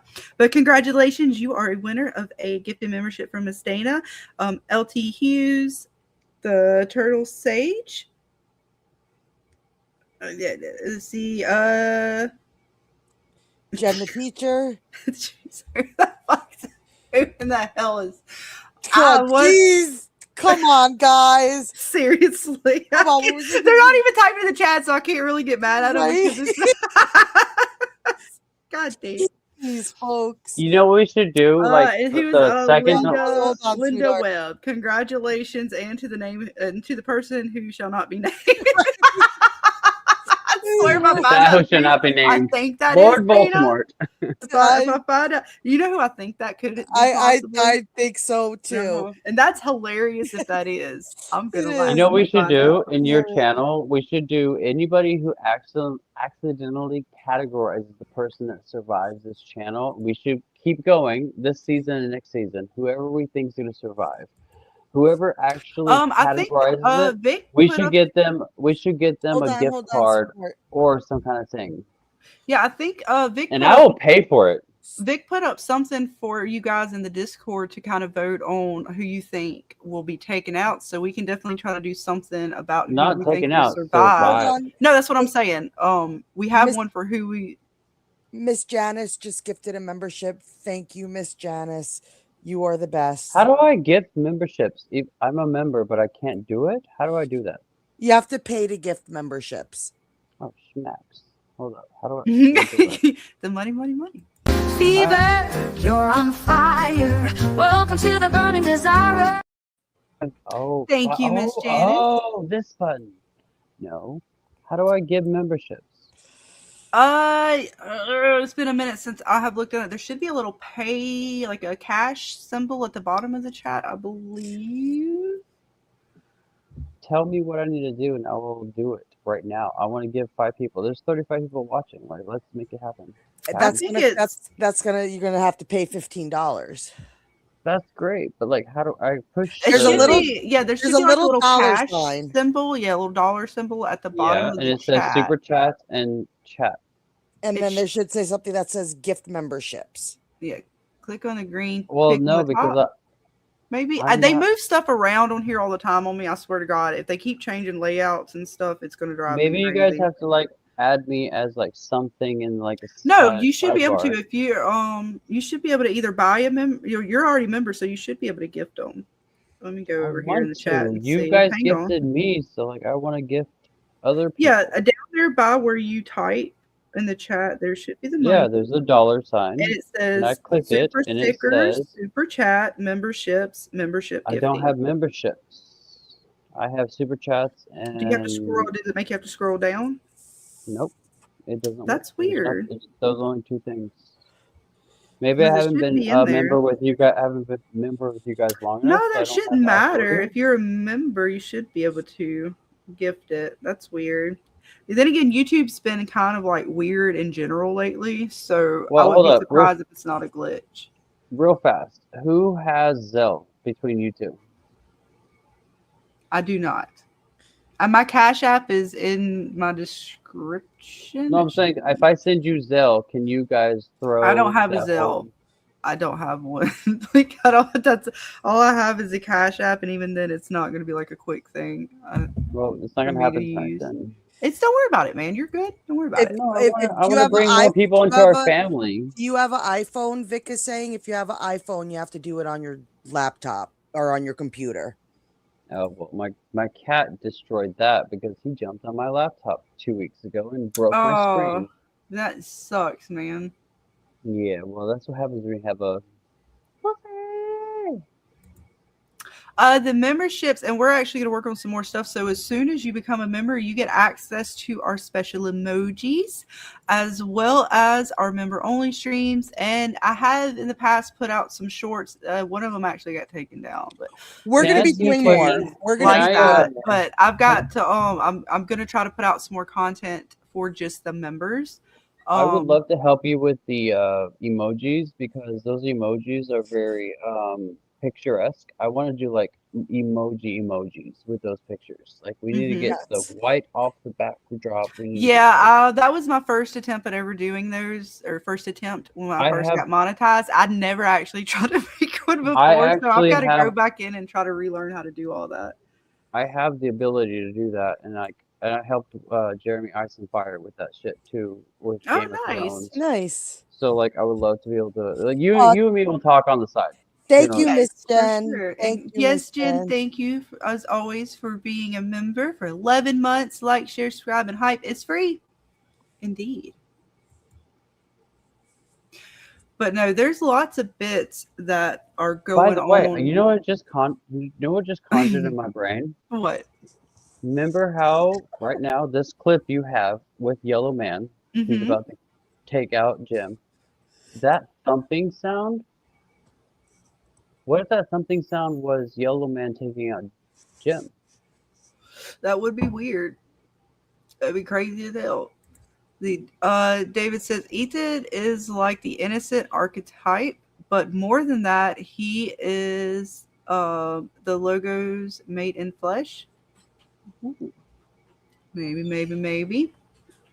Let's see. We got Kaylee in. Yeah, it is really sweet. Thank you guys, Dana, Vic, all you guys, Janice. We try. And we are going to be doing a special member only giveaway at some point. We just have not set up all the details. So most likely by the end of the season, we are going to do something just for the members to do some special giveaways for. And we still have our other giveaways coming up. So baby Hey Clay's Scarlett, I want to.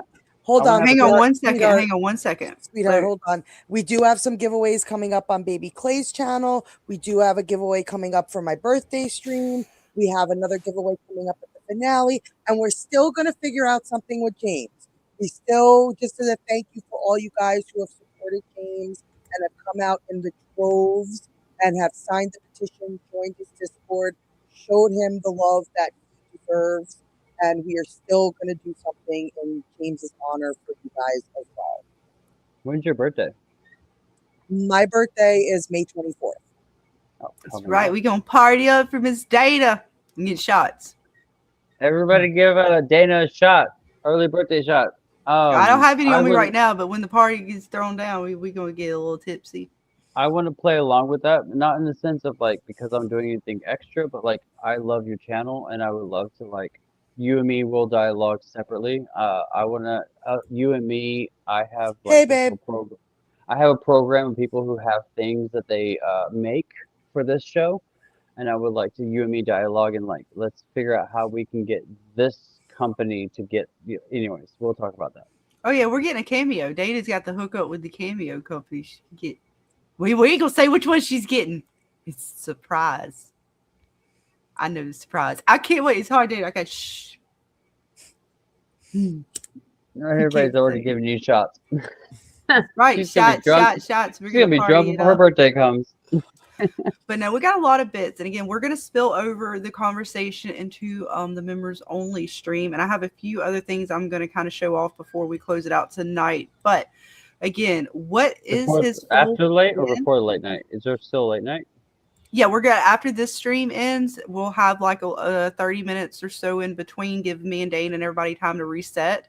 And Is it Discord or what? no, it's on YouTube. It should. Okay. It's if you look on my live streams, it comes up as it says members only. And it's Fever After Dark. Everybody's give her a happy early birthday. Sorry, go ahead. Continue. Mm-hmm.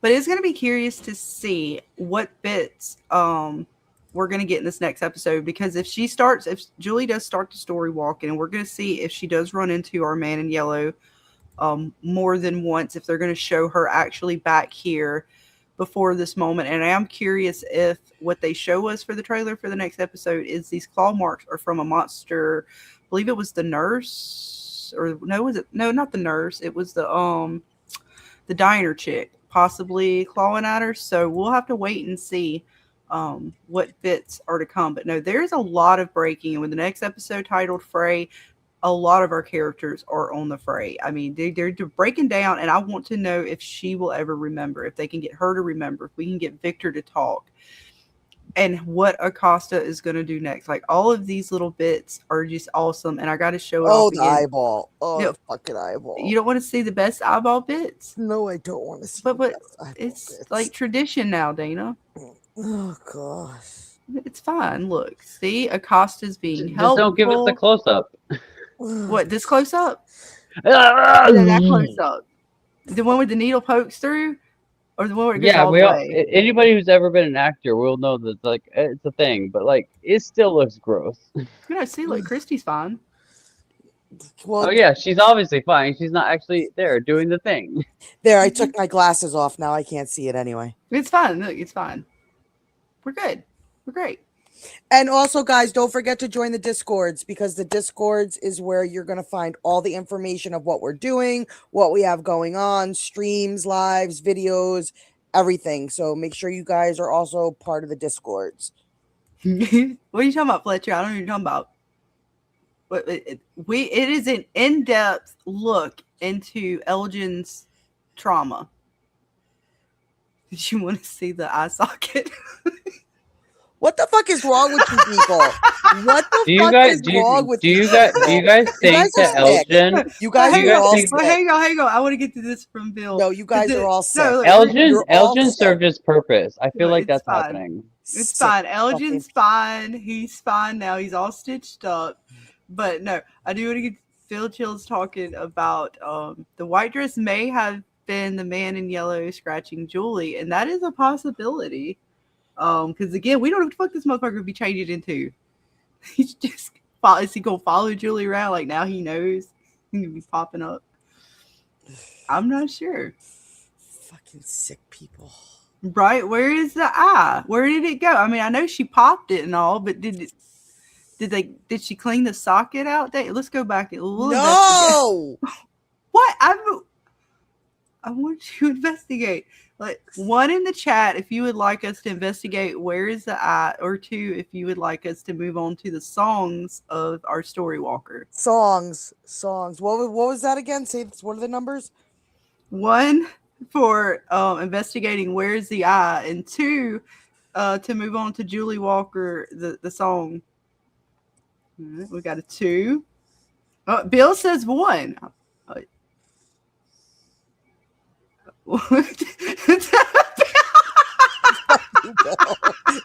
you, Bill. Oh, damn it, Bill. I'm sorry. You're getting out. Wait. Oh, we got another. Oh, no. We got too many 2s. Oh, damn it, Bill. I tried. What is 3? It's 3, Fletcher. Is that Your dealer's laugh choice? is abusively amazing. Oh, thank you, honey. I'm curious. Is 3 dealer's choice? I'm dealer. The house always wins, Data. Well, what happened to the one with the one Tabitha I'll found? remember this. Don't worry, Scarlett. I'll remember this. Tabitha, the one that she found in the cave. Like, is that one of those ones that he hid away? Yeah, so right, there's a lot of suitcases down there. The one with the dress, there's a whole bunch of like trunks and stuff down there. I'm curious if he can just like, magically like a Merlin and Sword of the Stone with these fucking cases just popping shit out. But Mr. Doug asked you, when was your birthday? My birthday is May 24th, episode 6. Right, I have it written down, not in front of me because I'm horrible with dates. Episode 6 is my birthday. You asked Dana. I forgot my birthday, what, 2 years ago? You did. you You did. You did. That's what I knew I was old, Dana. I was like, my dad called me and it's like, happy birthday. I was like, huh? Whose birthday? He's like, Is James still yours. here? Yeah, James. Or James is still here. James, you've been so quiet. Yeah, Jen, mine was back in November. Yeah, we celebrated, Dana and me and you guys. We had fun. But yeah, James is with us. He's writing some more music. He's getting ready for the bits because he's going to tell me how to make the song better. Right, James? He's muted right now, but he's listening.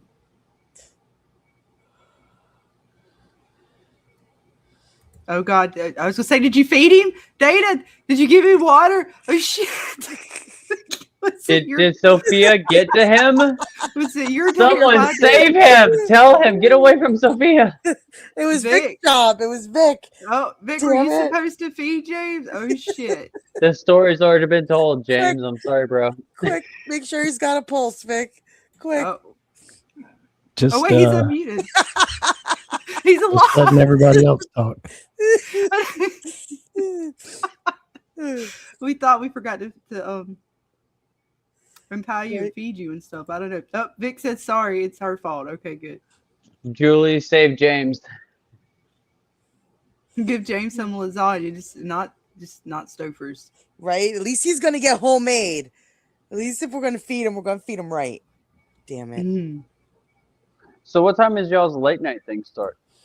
In about an hour.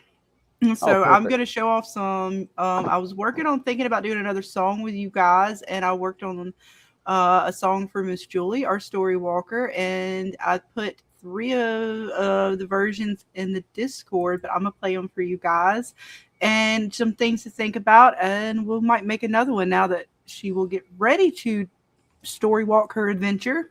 Can we add Archie's meow at one point? Like a little like I maybe you have to send me a clip of it.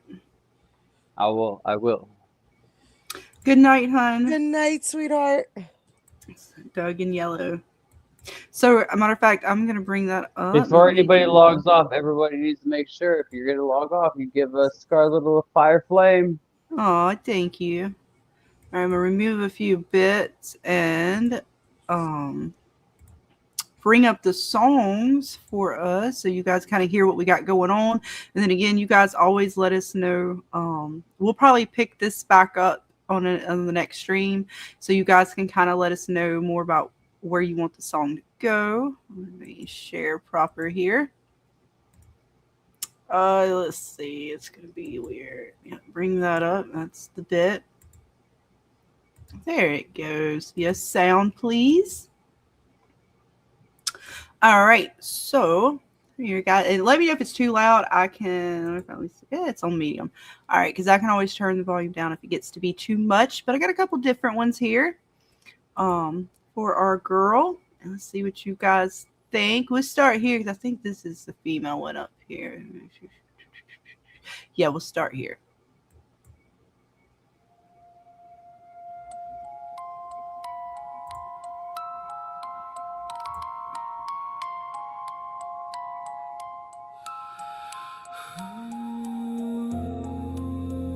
Let me know if I need to turn it up, turn it down. You guys let me know.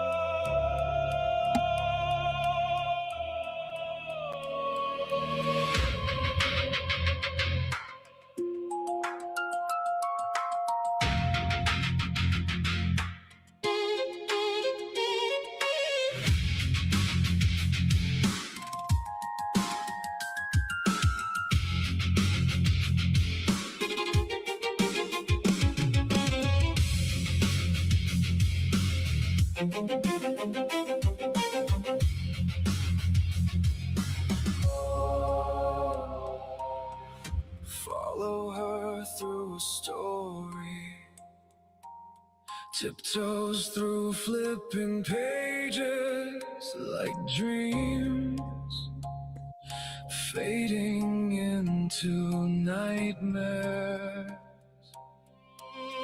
Fromville cries out. What mysteries will she see? Julie, can she change the nightmare? Or are the pages set in stone?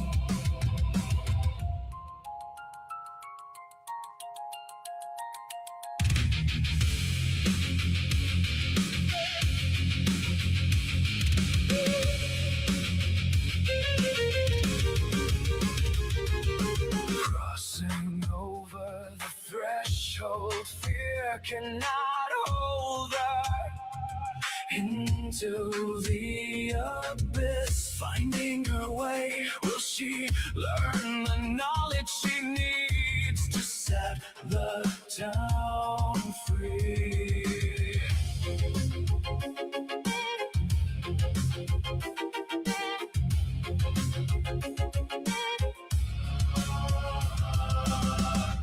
Get lost in the pages, stuck in the story, somewhere through a faraway tree. Fromville cries out. What mysteries will she see? Julie, can she change the nightmare? Or are the pages set in stone? Julie, the story walker.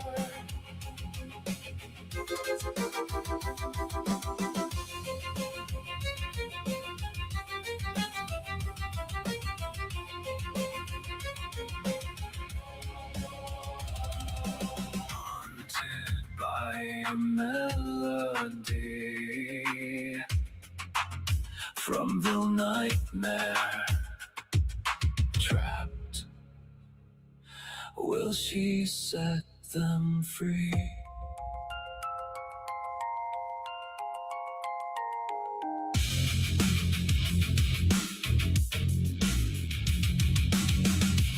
Alright, so that's pretty much that one.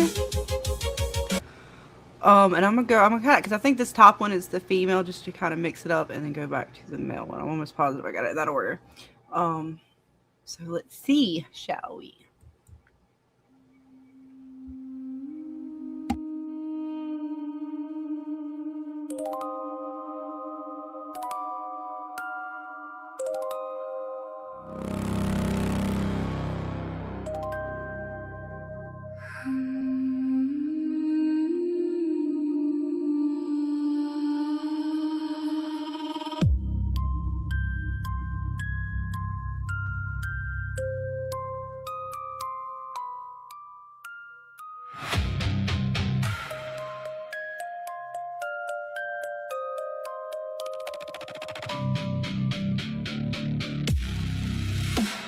Follow her through a story,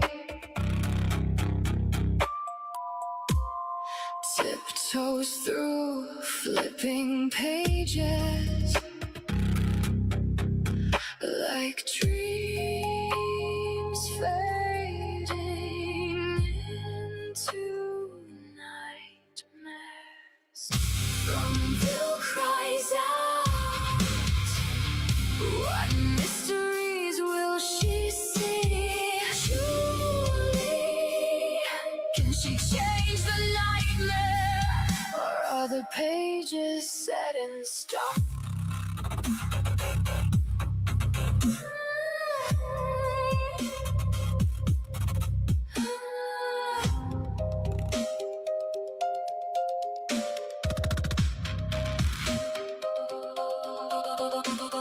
Crossing over the threshold, fear cannot hold her into the abyss. Finding her way, will she learn the knowledge she needs to set the town free?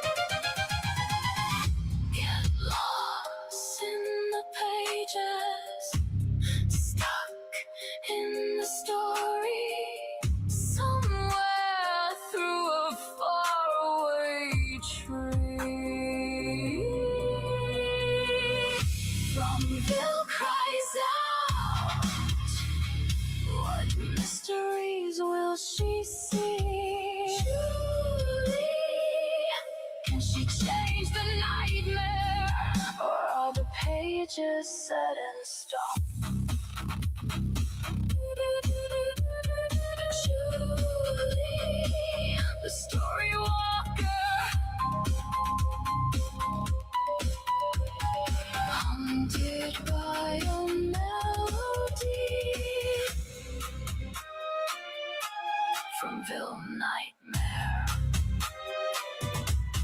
Trapped.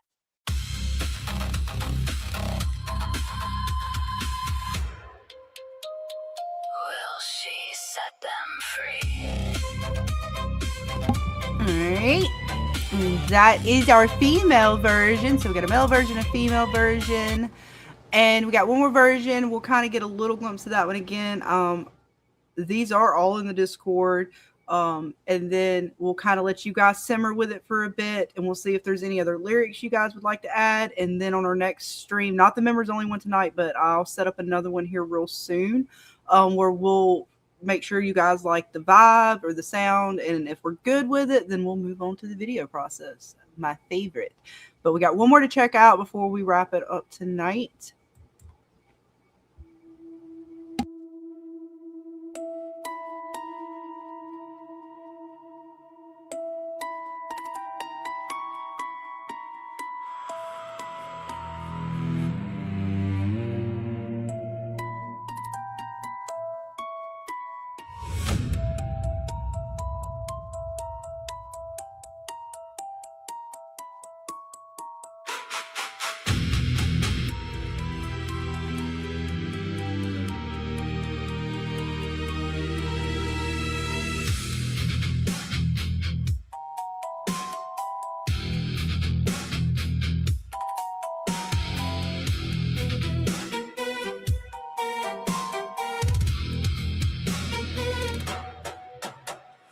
Follow her through a story, tiptoes through flipping pages, like dreams fading into nightmares. Fromville cries out, what mysteries will she see? Truly, can she change the nightmare? Or are the pages set in stone?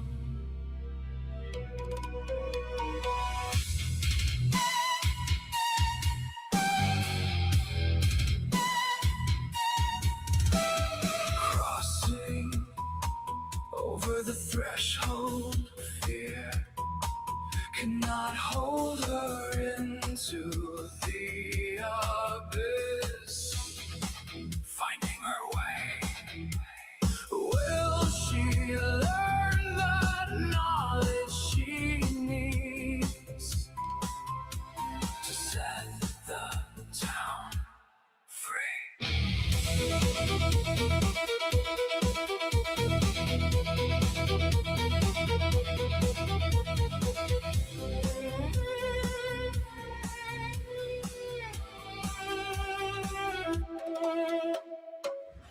Get lost in the pages, stuck in the story somewhere through a faraway try.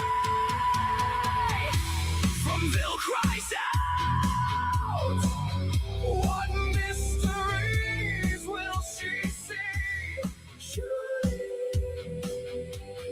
can she change the nightmare?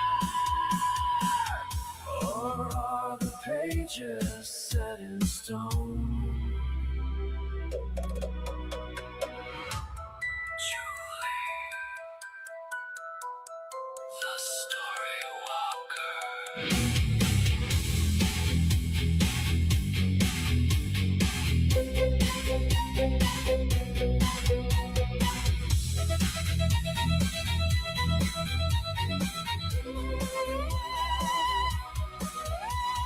Haunted by a melody, Fromville nightmare.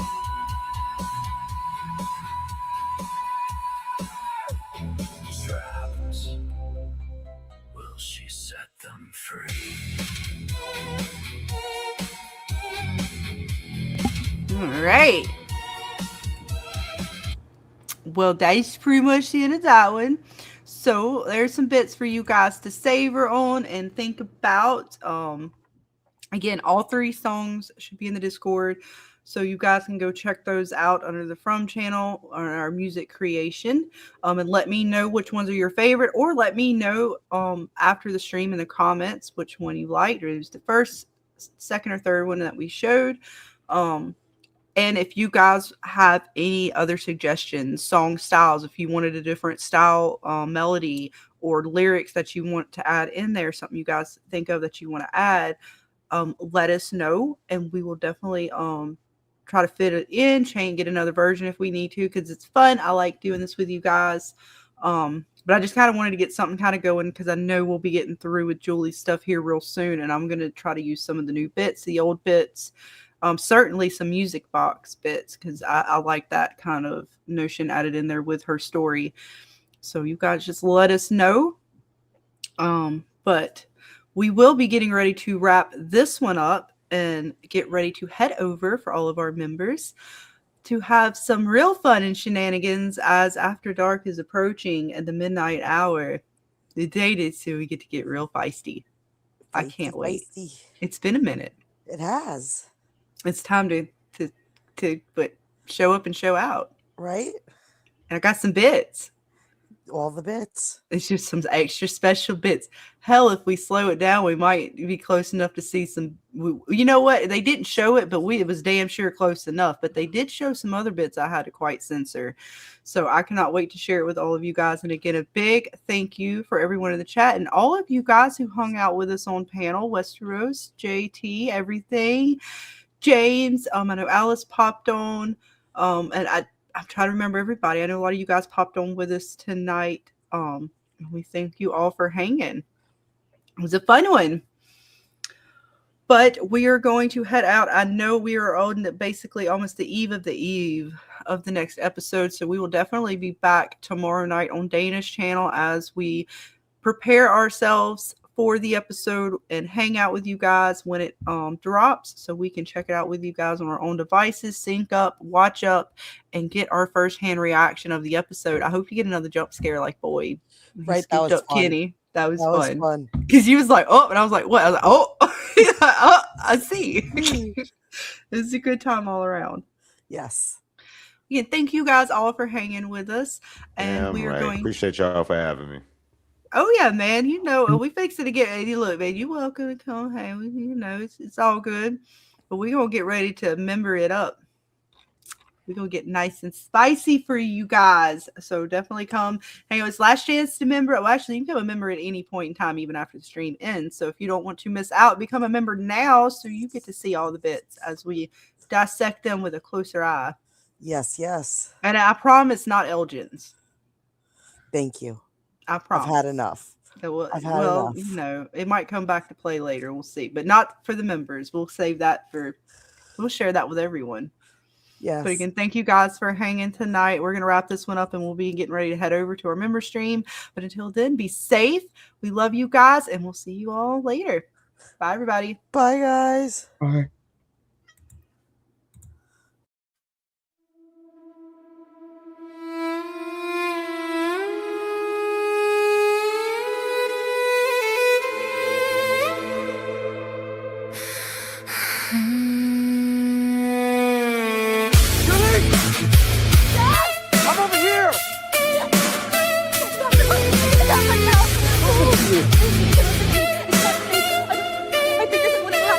The man in yellow, quite a calm and violent fellow. What's with the stick, the dress and the case? Do any of those things get you out of this place?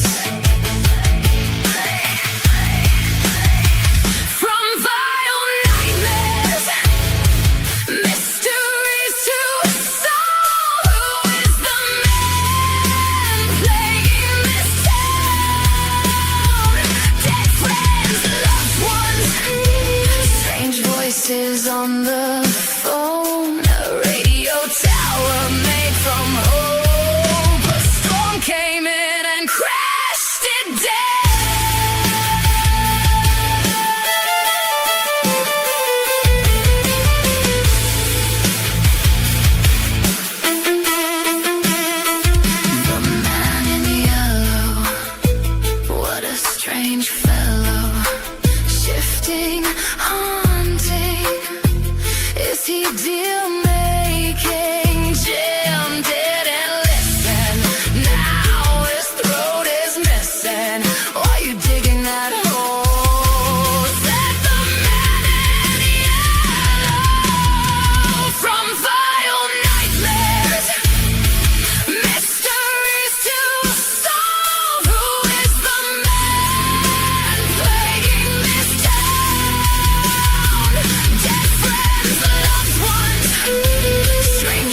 is on the